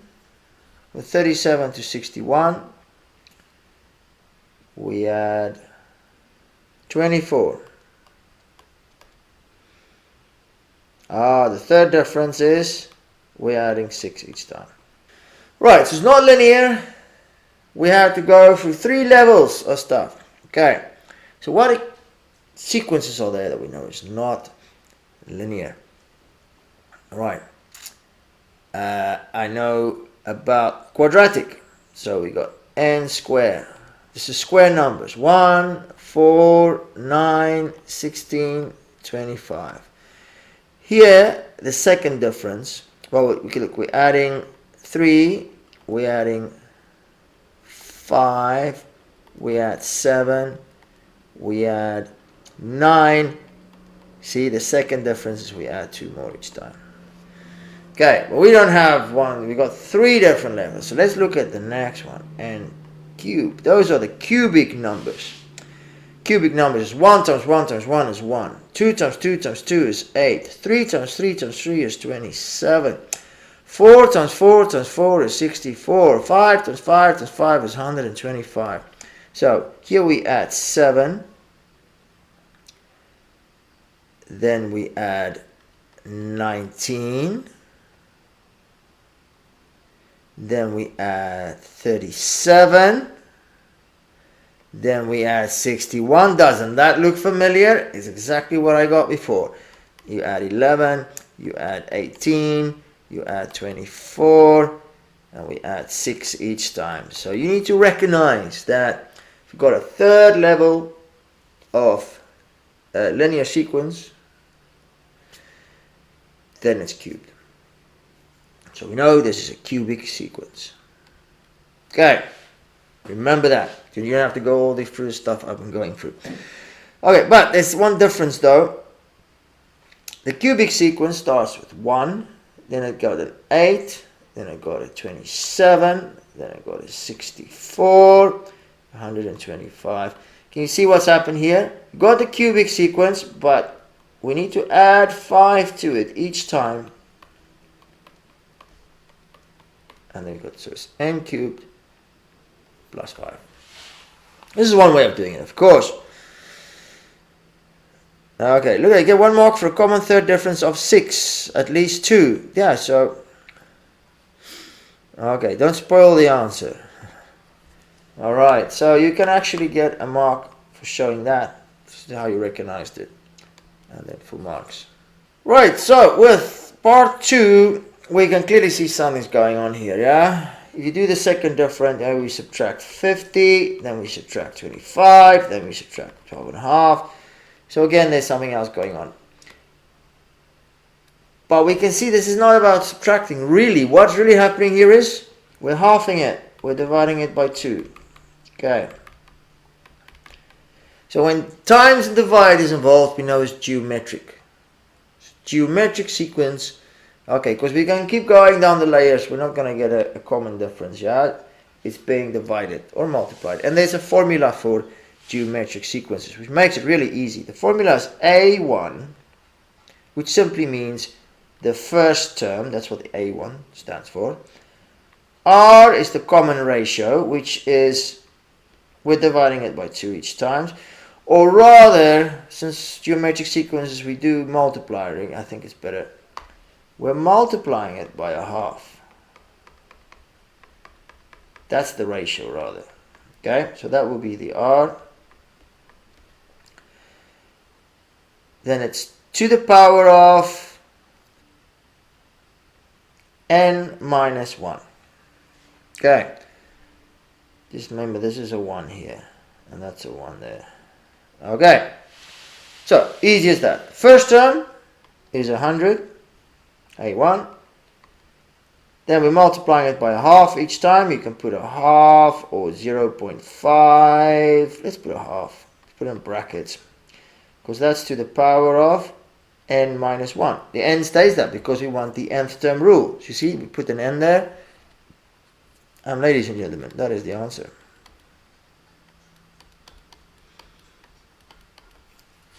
Let's have a look. Okay, their answer is slightly different from mine, but it says or equivalent. Okay, it also says in the mark scheme there were a diverse number of correct acceptable answers seen here. So I believe my answer is full marks. I can show you why it's the same. Okay, it's the same because we can rewrite 1 over 2 as 2 to the power of minus 1. That's the same, remember? Your indices rules. 2 to the power of negative 2, negative 1 is a half. Okay?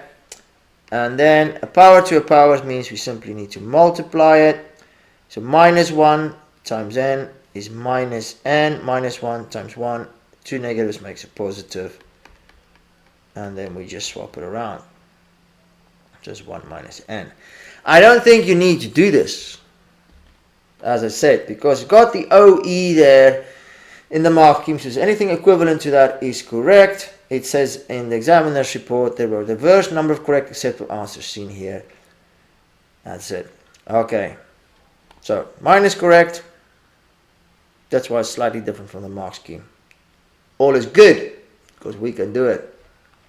Question 7, bearings. I know it's a lot of you, it's your favorite. You just love to do this. Let's have a look. First of all, not to scale. So unfortunately we can't get out the protractor. Everything needs to be calculated. Let's go through the information carefully. Straight line roads between town A, B and C. This is a very weird place because the roads are all perfectly straight and the towns has got weird names. Okay, and then there's the distances, and it says, look, every piece of information. B is due east of A. So if you're traveling to B from A, you're going straight east, and that, remember the rules of bearings. North is always 0, 0, 0 degrees. We always go clockwise, and east then would be a straight 90-degree angle. So we can say, not because it looks like 90, because it's not to scale, we can't assume it's 90, but they tell us that B is due east of A. That's why we can confidently say that is 90 degree. And they give us the bearing of C from A, which is also shown there. Often they don't show it, so they have been nice this time. Okay, so we need to show that angle. Okay, ACB is 95.1. Okay, so we can't start that fact that it's 95.1. In the end, we need to get there, right? So you can't just assume it is. You need to show how you're going to find that is 95.1. So what information do we have? I'm not so sure what I can do here. I just start with what I got. Okay, we know that that angle is 90. So if we want angle CAB or BAC, we can do 90 minus 38. Which is 52. So this angle here is 52 degrees. Right. Now, remember, we cannot use this angle. We need to prove it. And we can't prove it by using it. We just need to be our final answer. Okay. So, we're a bit stuck. I'm a bit stuck, to be honest. Okay. What do we do now? Let me just think. There's a triangle. They always mix trigonometry and bearings. So it's a triangle. What do I know about triangles? Well, I know that if I've got a right angle triangle and I'm working with the sides, I can use Pythagoras. Or if I've got a right angle triangle and I've got sides and I want to know an angle, then I use SOHCAHTOA.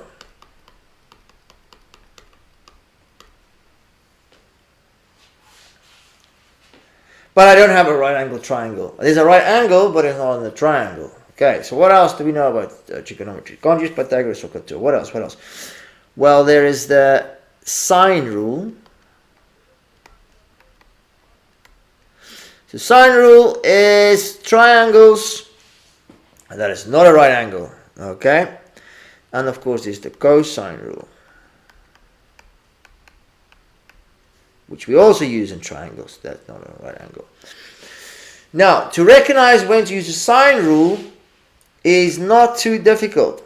Okay, I'm going to change my triangles here. It's not too difficult. Okay, if you have an angle and the opposite side, and then another angle on the side, you can use the sine rule. But this is what you're looking for, an angle on the opposite side. Whereas with the cosine rule, it's a bit more complicated. You need two sides and the angle in between, or you need all three sides when you use the cosine rule. Okay, but I'm sure you spotted here now that what I just saw. We got an angle and the opposite side. Good, we can use the sine rule.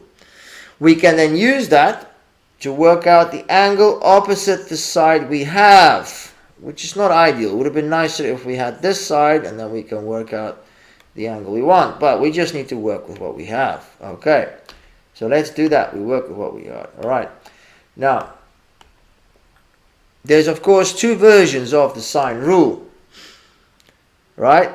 There's the a sin a, and you can swap things around. Now you can use either version of this whenever you want. It's just a little bit easier if you put the thing you want to know in the top left hand corner. So if you want to know the length of a side, it's better to use the first one here. Put it at the top left hand corner.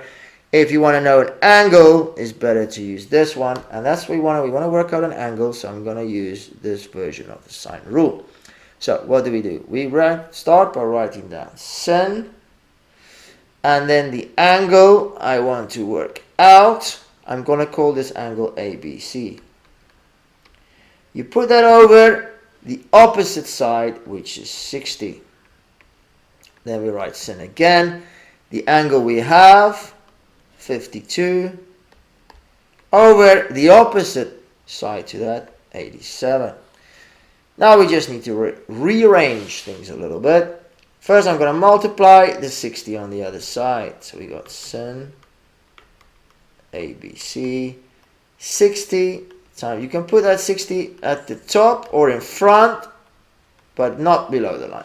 Okay? And then we move the sin. The opposite of sin, of course, is sin minus 1 inverse. 60 times sin 52 over 87. Right, let's put that in. So shift sin 60 times sin 52 over 87. Bam. Don't round this. Well, yeah, at least 5 significant figures. 32.919,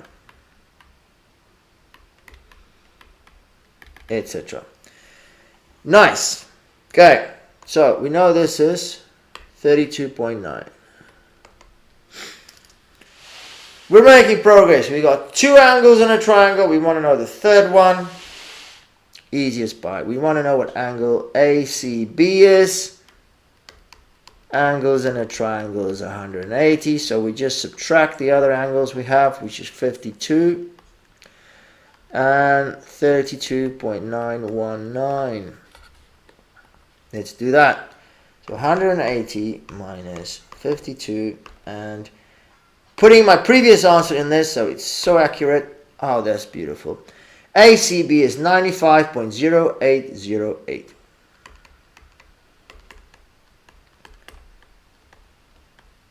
Etc. That if I round it, it will be 95.1. Ta-da! Okay, so 1 mark for finding CAB. Then there's using the sin rule. There it is. Look, they did it the other way around. I don't know why this is not easy. And then they want to see the unrounded answer. That is important. To write 95.08, etc. And then showing how it rounds to 1 decimal place. You see here, to gain at least full credit, you at least to use 4 significant figures. I used 5 just to be safe. Okay, so don't round it to 32.9. Don't round it. Okay. Because they want to see the 95.08, which then rounds to 95.1. Okay, so again, just use at least 4, even better, 5 significant figures when you do working out. Okay. Starting off with a 95.1 and then working backwards is not acceptable. So that's what they want. That's what we need to do. Part B. They want us to calculate speed. Remember the formula for speed? Speed, and then speed is in kilometers per hour. So kilometer, the distance at the top, and per hour, the time is at the bottom. Okay, so the average speed is the total distance divided by the time to get the speed. Okay, so to get the speed, we need to take the distance the car traveled, and the car traveled from A to C and then to B. And then going back to A. So it drove the triangle, didn't it? So what is that? Oh no, I've got a problem. I've got a missing distance. Damn it. Okay. So we know now this is 85.1. They told us. So if you get the previous answer wrong or couldn't do it, we know that's 95.1. And you can use that to work out angle B if you haven't done so already. What we need to find now here is AB. Okay, and we can use the cos rule, but why would we? Why? I don't know why. Just use the sin rule again, that's quicker, I think. You can use the cos rule. So we're going to use these two and those opposites again. Alright, so this time we want to find the side, so I think it's better using that version of the sin rule. You can use the other one, of course, up to you. So we want to find AB. I'm going to write down, okay, AB over sin, and the angle is 95.1. We use 95.1 because that's what they gave us. The idea is that now anybody can do this question even if they didn't do the previous one. Okay, and then the other length we have 87. I mean, we can use the 1632.9, but I think it's easier to stick to things that is more clear. And sin, things with less decimals, sin 52. It's going to be more accurate. Okay, this one's easier, so we just need to take all of this and multiply it on the other side. And because we're moving the sin with the angle, we don't do the inverse of that angle. Okay, so we don't do sin minus 1 because it's going with the angle, which is the whole division of sin 95.1 becomes multiply. So only when you separate the sin and the angle when you do the inverse. Okay, so we have that clear. So let's do that.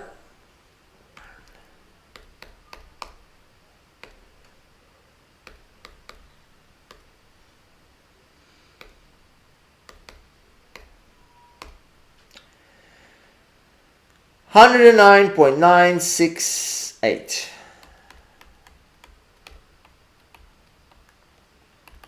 Okay.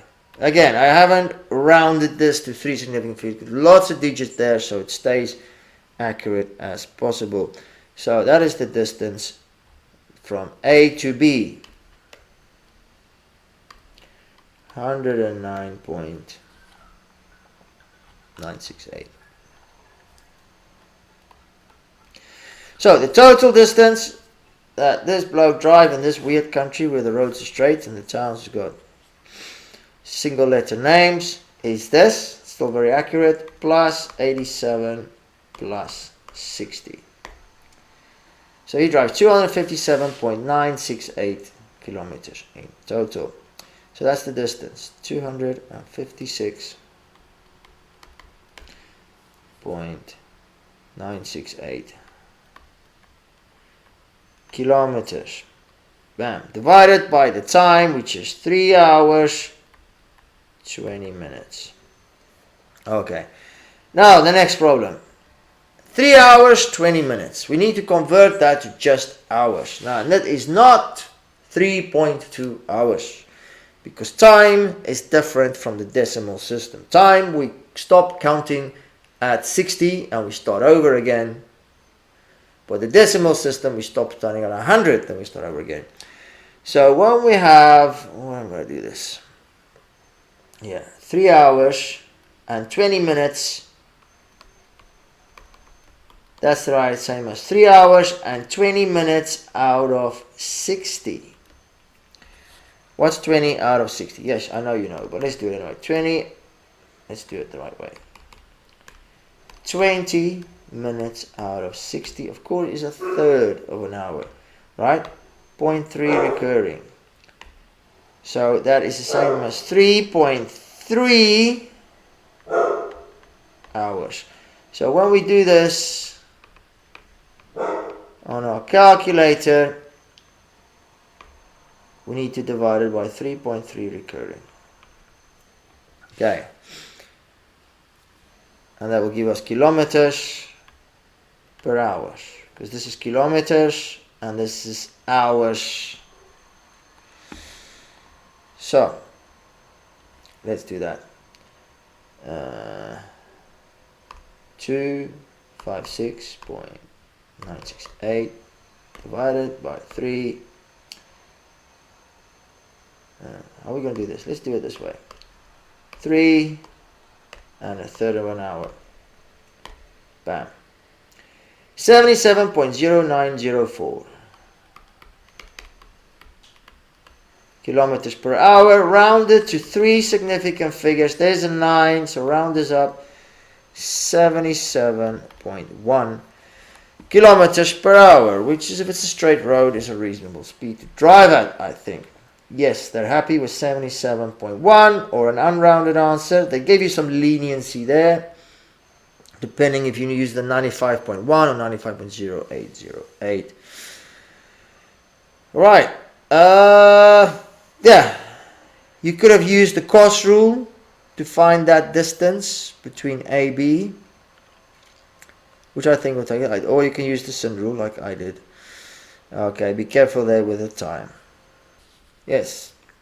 Terminal report, sine or cosine could be rule. Be careful, don't write 3 hours, 20 minutes as 3.2 or even 3.3 or 3.33. Right, I used 3 1/3, which was 3.3 recurring. So be careful with that. Question 8, some good old reliable algebra. We just need to expand these brackets. You can't expand them all 3 at the same time. So we're first going to expand 2 of them and then expand that with a third one. So we do x times x, x squared, x times 1 is 1x or just x, minus 4 times x is minus 4x, and minus 4 times 1, the minus and the plus gives you minus. Minus there. Okay, this is often where people make mistakes. Okay, and don't lose the x minus 2 at the end. Okay, next, we can simplify this bracket. 1x minus 4x will give us negative 3x. Be careful, yeah, 1 minus 4 is negative 3. Minus 4, x minus 2. Alright, now let's expand this one. So x squared times x is x cubed. X squared times minus 2 is minus 2x squared. Be careful. I like my colors. Right, minus 3x times x is minus 3x squared, because x times x is x squared. Minus 3 times minus 2, so 3x times 2 is 6x. And a minus is a plus. Again, careful. This is where always the mistakes set in with the signs. Okay. Last one there. Minus 4 times x is minus 4x. And 4 times 2 is 8. And a minus is a plus. Another booby trap there. Be careful. Okay. Get those signs correct. So now we just collect like terms. X cubed, there is only x1 x cubed, that stays the same. Minus 2x squared minus 3x squared. So minus 2 minus 3 is minus 5. And the indices stays the same. Okay, they only change when we're multiplying. When we add and subtract, the squares, the cubes stay the same. Okay. Then we got these two, 6x minus 4x, that's a positive 2x, and a plus 8 at the end, which makes me very happy because that's exactly what they wanted to see. Part 2, they want us to sketch it, and of course you need to recognize a cubic graph as this shape, yeah, something like that. And now they want us to tell us where it crosses the x-axis. How are we going to do that? Well, we're going to use this over here. Let's use it. Okay, this is a very useful part of the equation. Now remember, when you cross the x-axis, where you cross the x-axis, right, y is always 0 there. Because you know, y is 1 here, y is 2, y is 3, y is minus 1, minus 2. But here, on the x-axis, y is 0. So what we can do now is we can take that first equation up there, this one here, y equals x minus 4, x plus 1, x minus 2, and we can make that y 0, because then we'll find out where it crosses. Now we got those 3 brackets, and we got the graph crossing the x-axis in 3 places. We just need to take each bracket and set it equal to 0.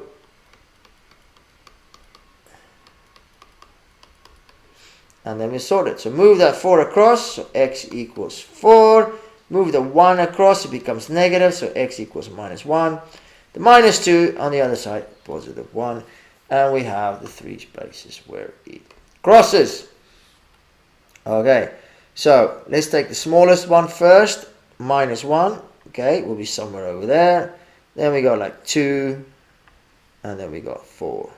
Okay.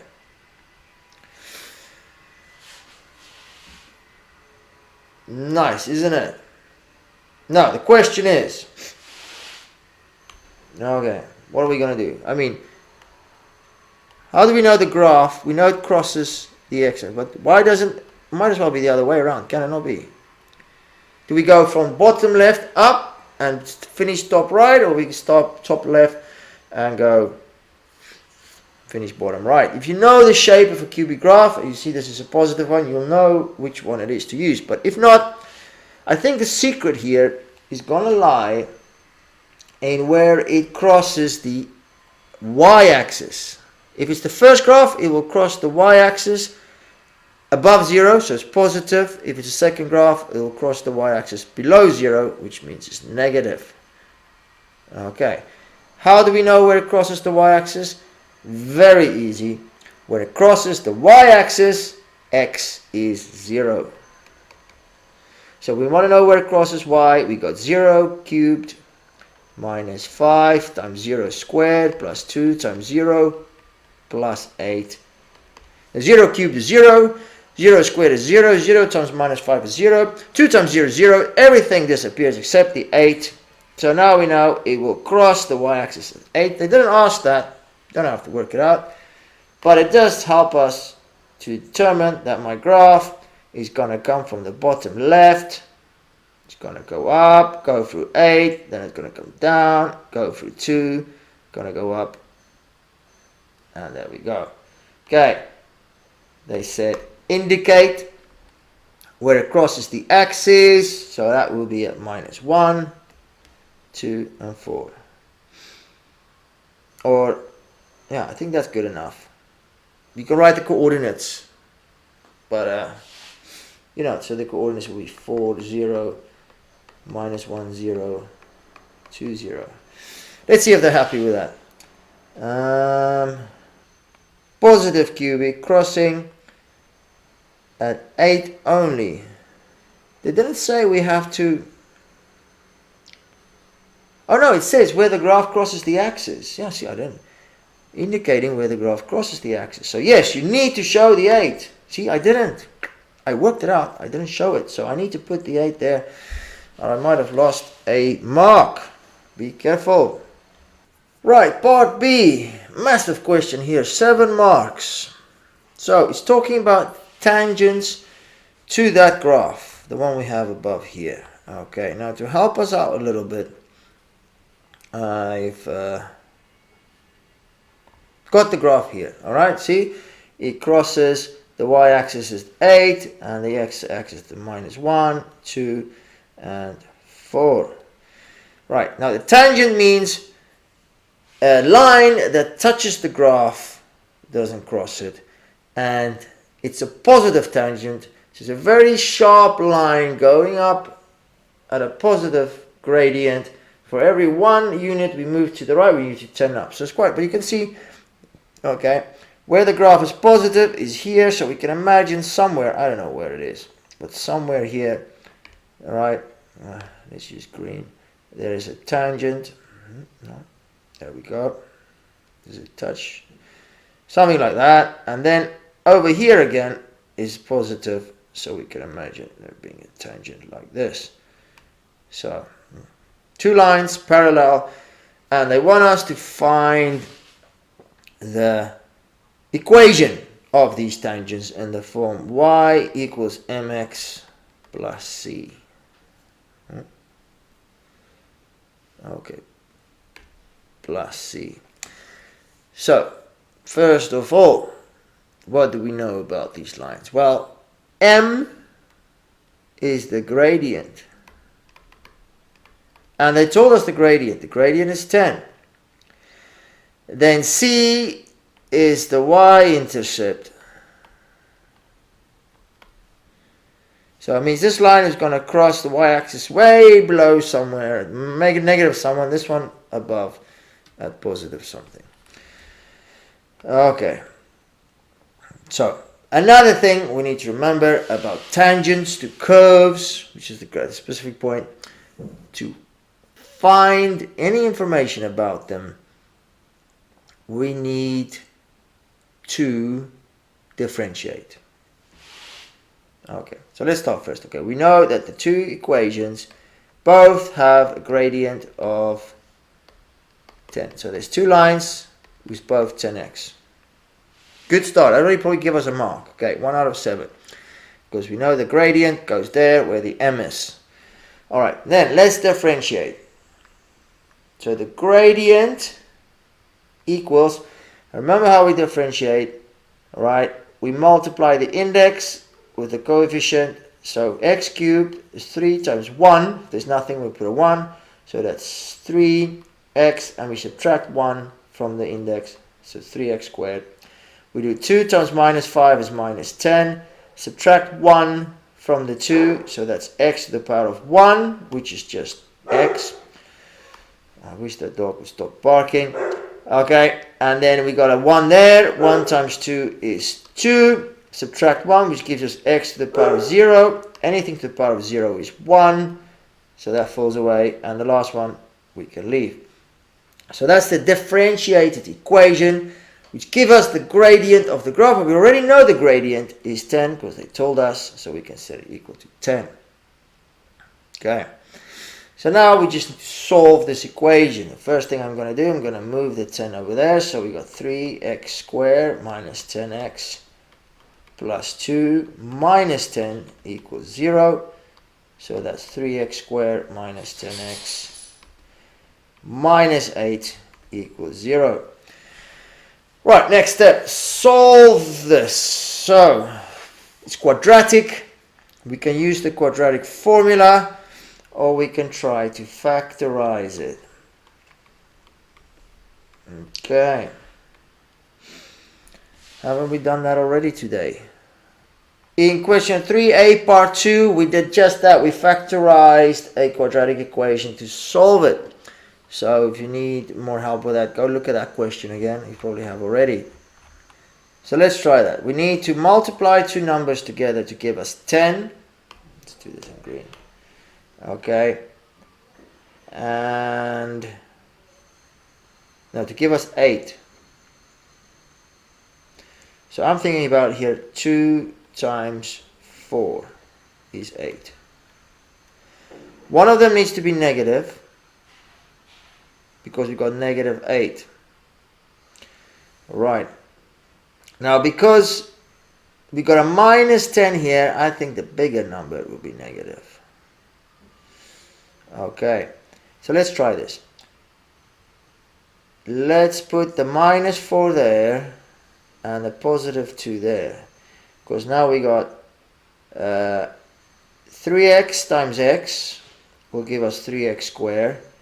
3x times minus 4 will give me minus 12x.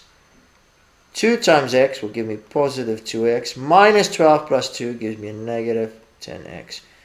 We've done it. Okay, I'm happy. That's correct. So it's plus 2 and minus 4.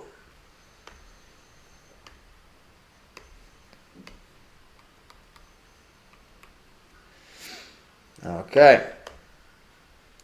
Do this in pen and don't rub it out in your exam. Okay, I'm just being silly now. Right, so that means 3x plus 2 equals 0. X minus 4 equals 0.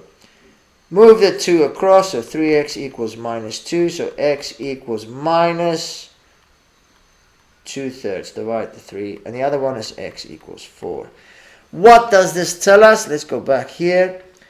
It means that my one line, okay, crosses the x-axis at minus 2/3. So my line there is not correct, but that point where it crosses, and the other one crosses is at 4. So that line could be correct. Okay, so it crosses, this one crosses it probably right on the x-axis, whereas the other one doesn't. It doesn't have to. Okay, so we found the two places where my lines cross the x-axis, which is nice. Okay, so what else do we need? Well, we can now put these numbers, the 4 and the minus 2/3, we can put them there in our equation. Okay, so we can do, for the 1, I'm going to do the easier one first. We put the 4 there, and we can put the other one, we can put 10 minus 2/3 plus c. What would be helpful here is if we can find the y value of that point. Okay, how do we find the y value? Well, we got a y over here, so if we put the x's in there, we'll know what is the y at that point. So I'm going to do that. Let's start. Let's do the easy one first, okay? So the equation is y equals x cubed minus 5x squared plus 2x plus 8. Then I put the 4 in there. This is 4 cubed minus 5 times 4 squared plus 2 times 4 plus 8. Okay, let's not bend our head over this. Let's put it in the calculator.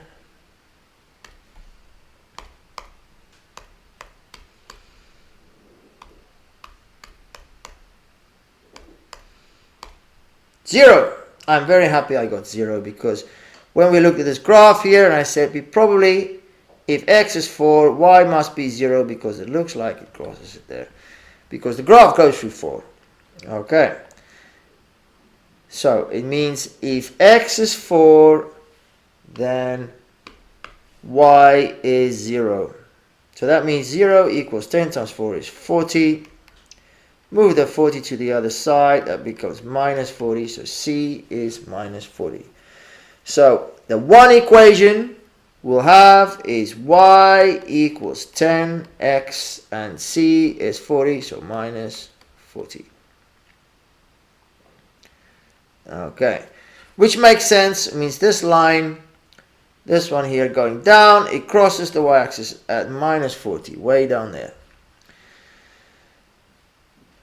Right, let's do the other one. Okay, so now we need to do y equals negative 2/3 cubed minus 5 negative 2/3 squared plus 2 negative 2/3 plus 8. Bit squeezed there.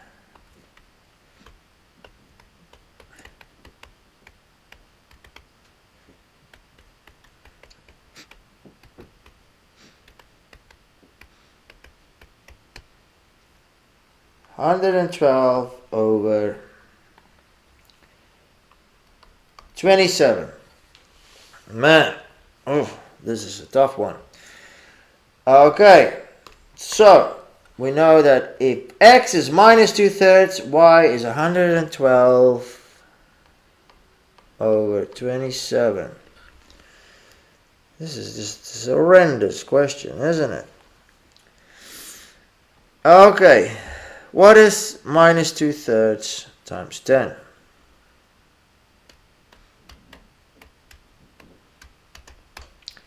It's minus 20. It's not a big surprise. No, you don't really need your calculator for that, do you? And then we need to move it to that side, so it's 112 over 27 plus 20 over 3. So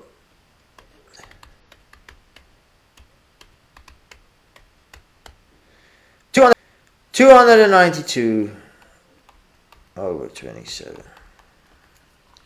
So our second equation would be y equals 10x minus 292 over 27. Woo! I got it right. That second equation definitely is a tough one. They put these things there so that they make sure nobody gets full marks. If you get that right, you'll win an award, right? Okay, yeah, look at that. Differentiated equation. Yeah, good news. That gives you 3 marks. 3 marks for this. Okay. Then 1 mark for x equals 4 and x equals minus 2/3. 1 mark for getting the y values. You need both, that is the question. And then 1 mark each for the correct equation. So even if you don't get full marks here, there's a lot of marks you can pick up. I mean, but it's quite a big question. Oh, I need to write them on the line.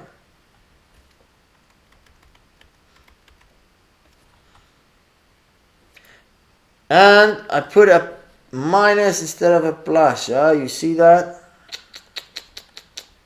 Be careful.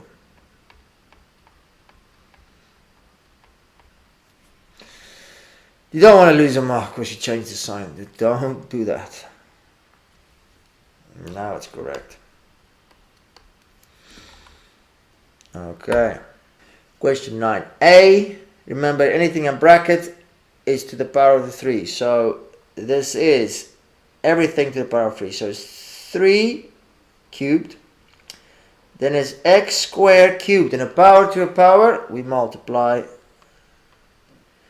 And y to the power of 4, we multiply that by 3. So 3 cubed, 3 times 3 times 3, 27. 2 times 3 is 6. 4 times 3 is 12.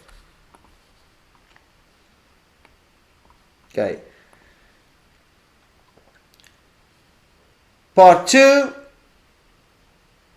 This was a much more challenging question. Only the stronger candidates were able to succeed fully.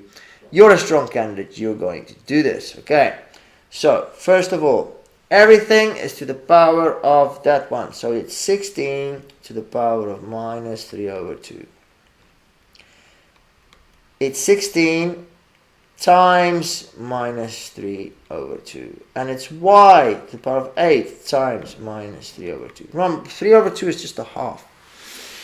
Okay. So let's do that first. Alright, what is 16 to the power of negative 3 over 2? 1 over 64. Can you see that negative, of course, means it goes below the line. Okay, why is it 64? Just a quick explanation here. If you got 16 to the power of 3 over 2, it's the same as having the square root of 16, that's what the 2 means, cubed. Square root of 16, of course, is 4, cubed gives you 64. The minus means you put it below the line. Alright, so now that 64 goes below the line. Right. Then we got 16 times, so this is different. It's not to the power of, it's 16 times negative 3 over 2. So that gives us minus 24. So it's x to the power of minus 24. Let's put a 1 up there. 8 times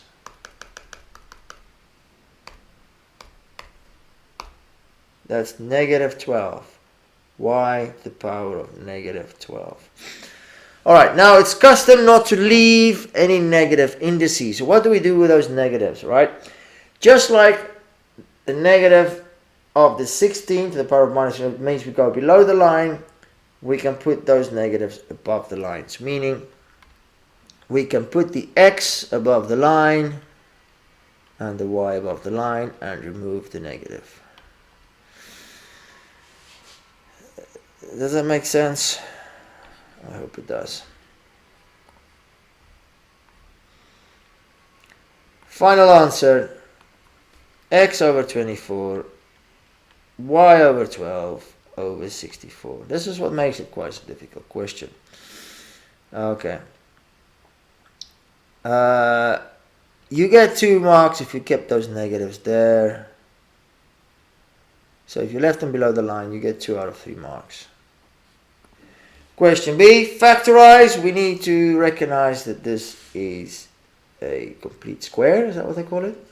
Okay, if we got a square number, or something squared, a square number, and a minus, then we can square root both.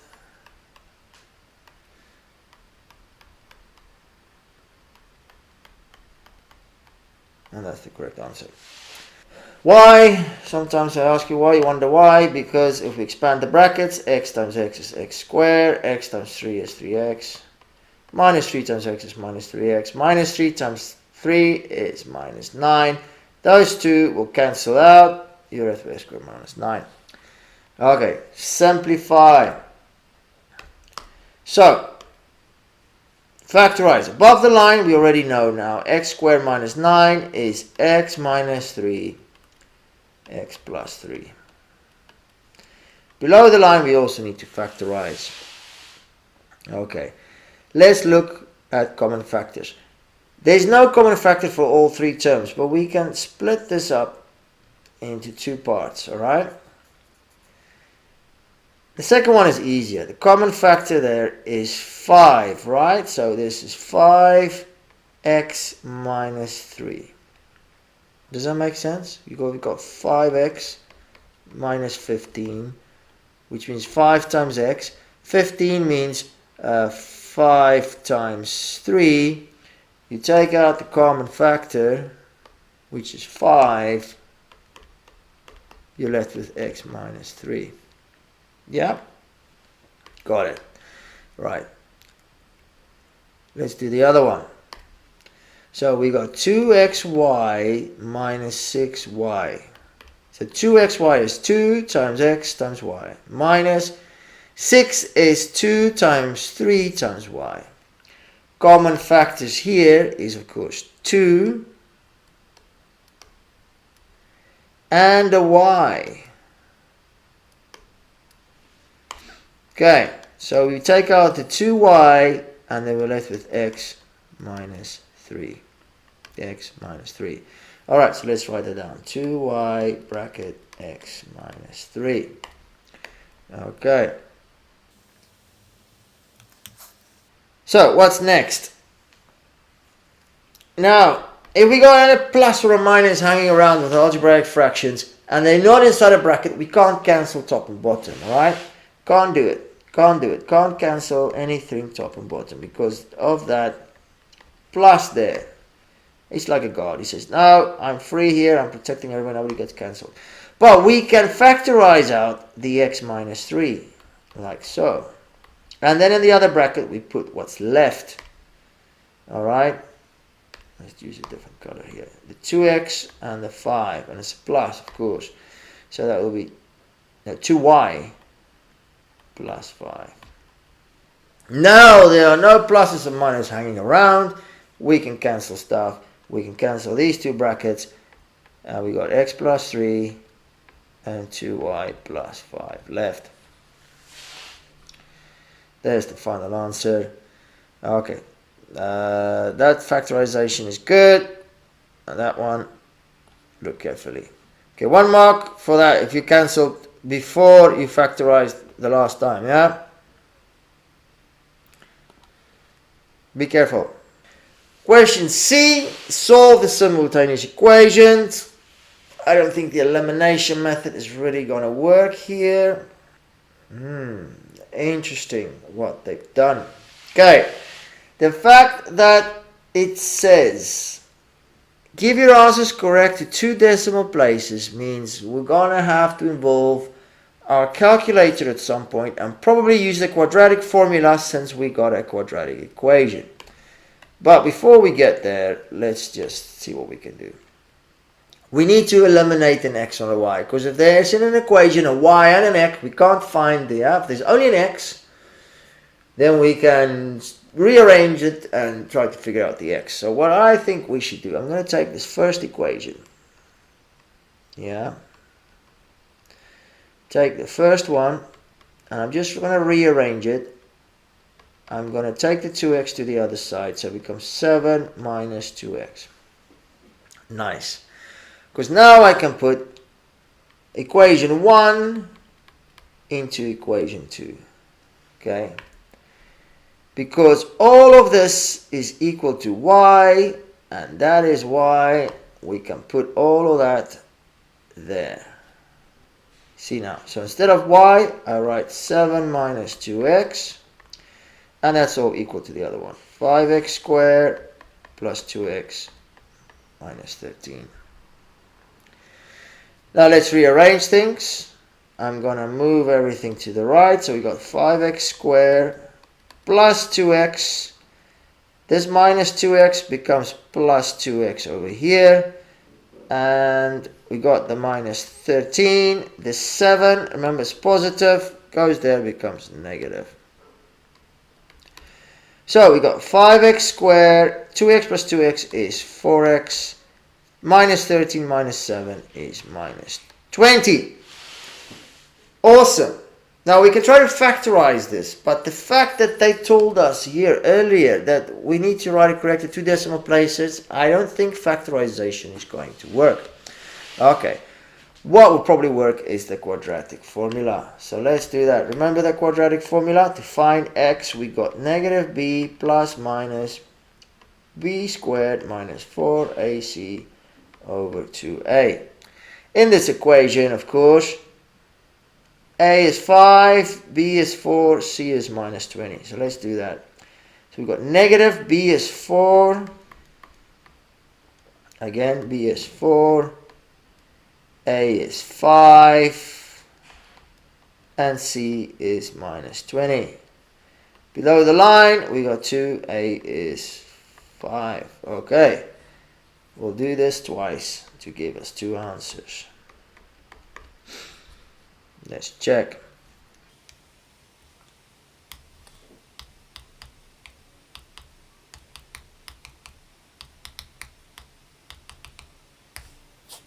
Bam, one answer, 1.6396.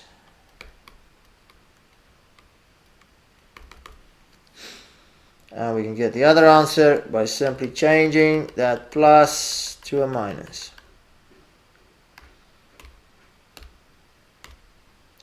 Minus 2.4396.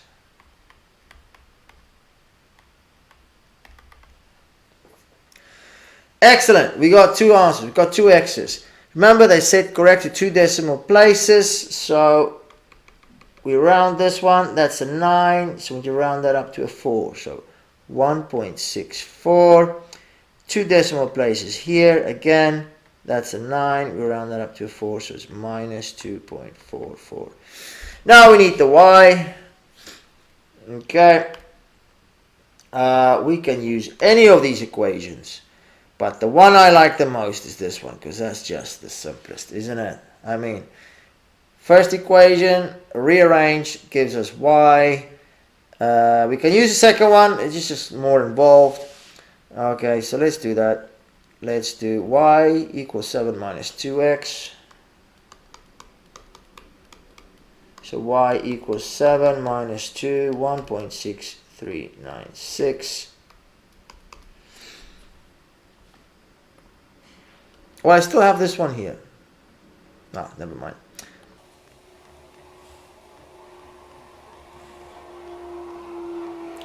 .7208. 2 decimal places, 3.72. And let's do the other one. Let's just change that to negative 2.4396. Oh.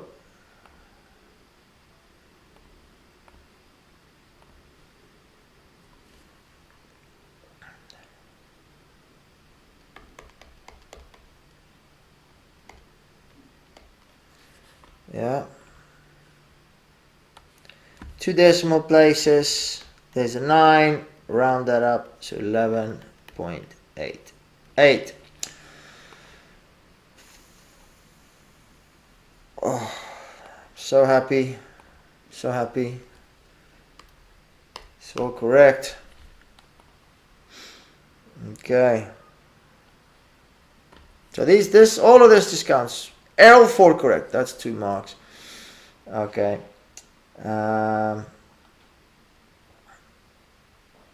So 5x squared minus 4x. This one counts 1 mark. No, it's 2 marks. Okay. 2 marks for using the quadratic formula correctly. And we've done it. Excellent. Question 10a, we're almost there. Let's look carefully at all the information for this cuboid A, B, C, D, E, F, G, H.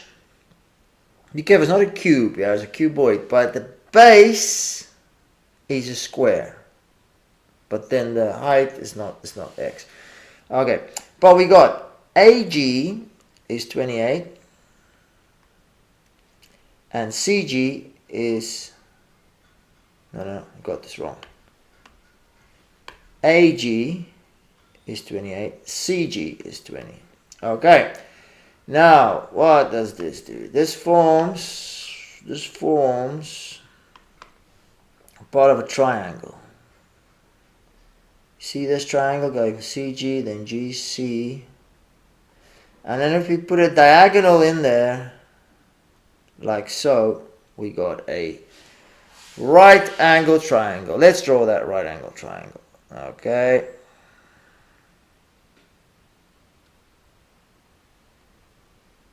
(28) and 20. So yes, what do we have? We got Pythagoras. All right. We let's label the sites AGC. Okay, let's just make sure we got the Pythagoras rule correct here. Pythagoras rule is the hypotenuse, which is the longest side, the side opposite the 90-degree angle, AG squared, equals the other two sides, GC or CG squared plus AC squared. Okay, so if we want to know what AC is, we need to subtract. So AG squared minus GC or CG. Why did I put CG? I like CG, GC. CG, CG, GC, CG squared. If you put GC squared, it's not wrong. Okay, nice. So AC, let's move that square there, will be the square root. What is AG again? 28 squared minus 20 squared. Let's do it.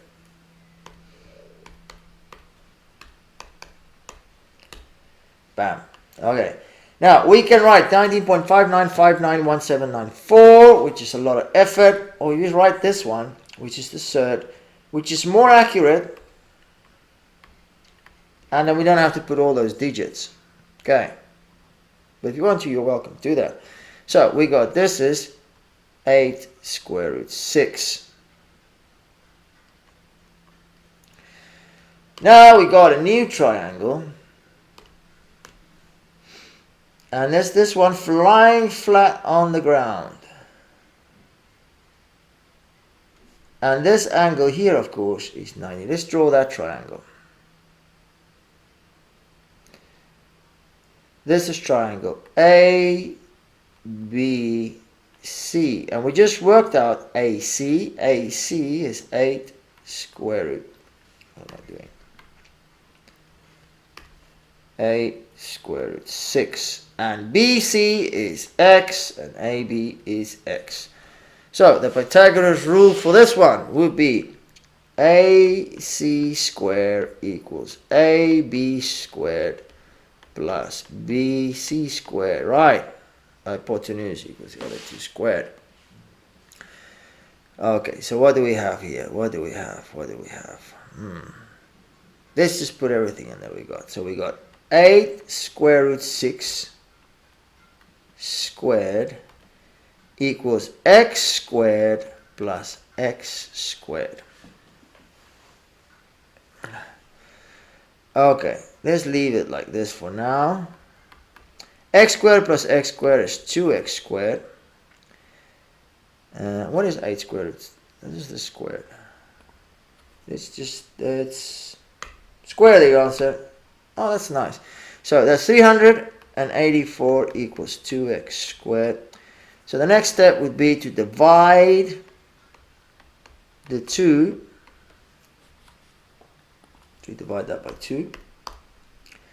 Which is, I'm going to continue here. So x squared is 192. So now we just need to square it. Square root it, of course. And then we got x equals, alright, how do they want the answer? It doesn't say. So let's now get the full 13.856. Gonna round it, 3 significant figures. There's a 5, so round that up to a 9. 13.9. Yep. Unrounded answer is good as well. There is other ways. I can see they got someone using sin. You can also do the whole thing with a 3-dimensional diagonal formula. Okay. Which basically means that if you want to do it this way, maybe you have AG squared equals the square root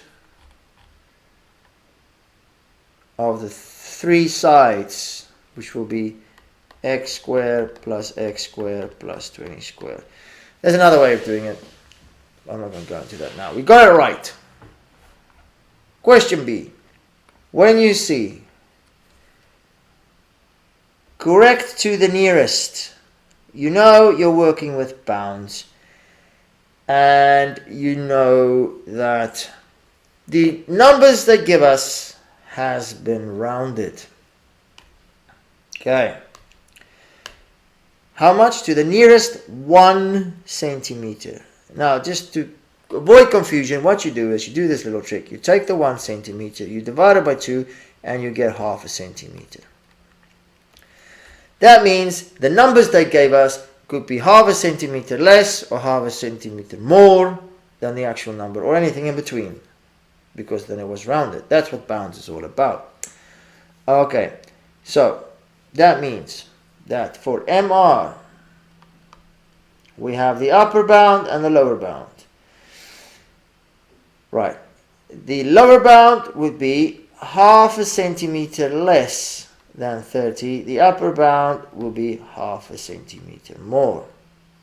With KR, the same thing. So it could be half a centimeter less or half a centimeter more, or anything in between for that matter, which we want around it. Okay, so let's write that down. Let's start with the basics. So MR is something around 30. KR is something around 37. Now they want us to work out the angle that KR makes with the base. So that will be this one here. Okay, so again, we got a triangle.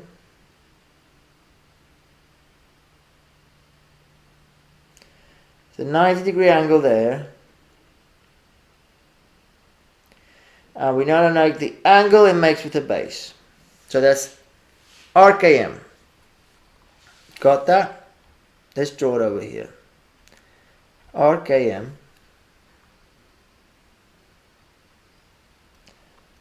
RKM.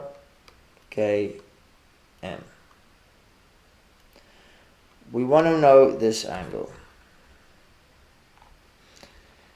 We now know that MR is somewhere between 29.5 and 30.5. And KR is somewhere between 36.5 and 37.5. Now, what do we have? We got a right angle triangle, and we got sides and angles mixed up. That means what we need to do is use SOHCAHTOA.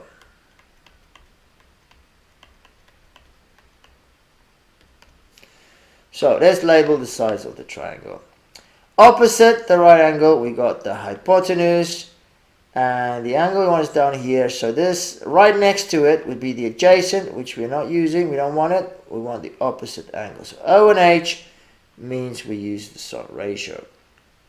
So under normal circumstances, we'll use sin, the angle, MKR.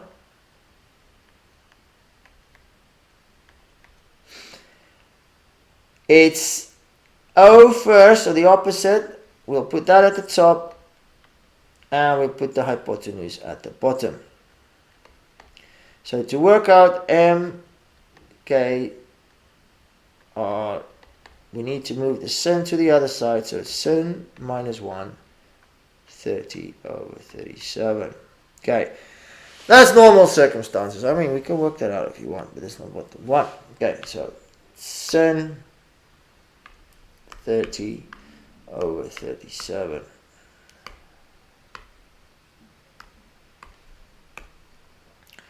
$54.175.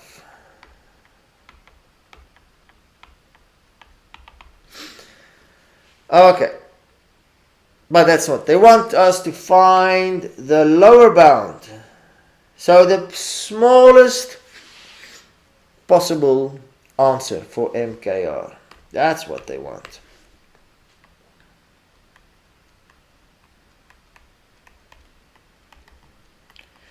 meaning we need to use the bounds. Now when you're adding and multiplying, doing bounds is easy. You want the biggest answer, you multiply or add the two biggest numbers together. Or if you add them or multiply, or you want the smallest, you add or multiply the two smallest numbers together. But when we do subtraction and division, getting the biggest or the smallest answer is a bit more complicated. We need to think a little bit more. Okay. We need to find the smallest possible answer. To do that, we need to take the smallest possible number at the top and divide it by the biggest possible number. That will give us the smallest, right? So we need to take 29.5 divided by 37.5. Let's have a look. 29.5 divided by 37.5. 0.786 recurring. You understand what I'm saying? If we do it the other way around, if we take the biggest one at the top and the smallest one at the bottom, then we'll get the biggest possible answer there. So we do 30.5 divided by 36.5. You see that? Big, 0.835. And if we do anything else, we'll just get numbers in between. So if we take the smallest divided by the smallest, we get a number between those two. Or we take the biggest divided by the biggest. Again, it's a number between those two. But the one we're looking here for is the smallest. That is the smallest possible ratio we could get. So when I do this calculation, we need to take the lower bound of MR divided by the upper bound. So let's do that. Do the whole shebang.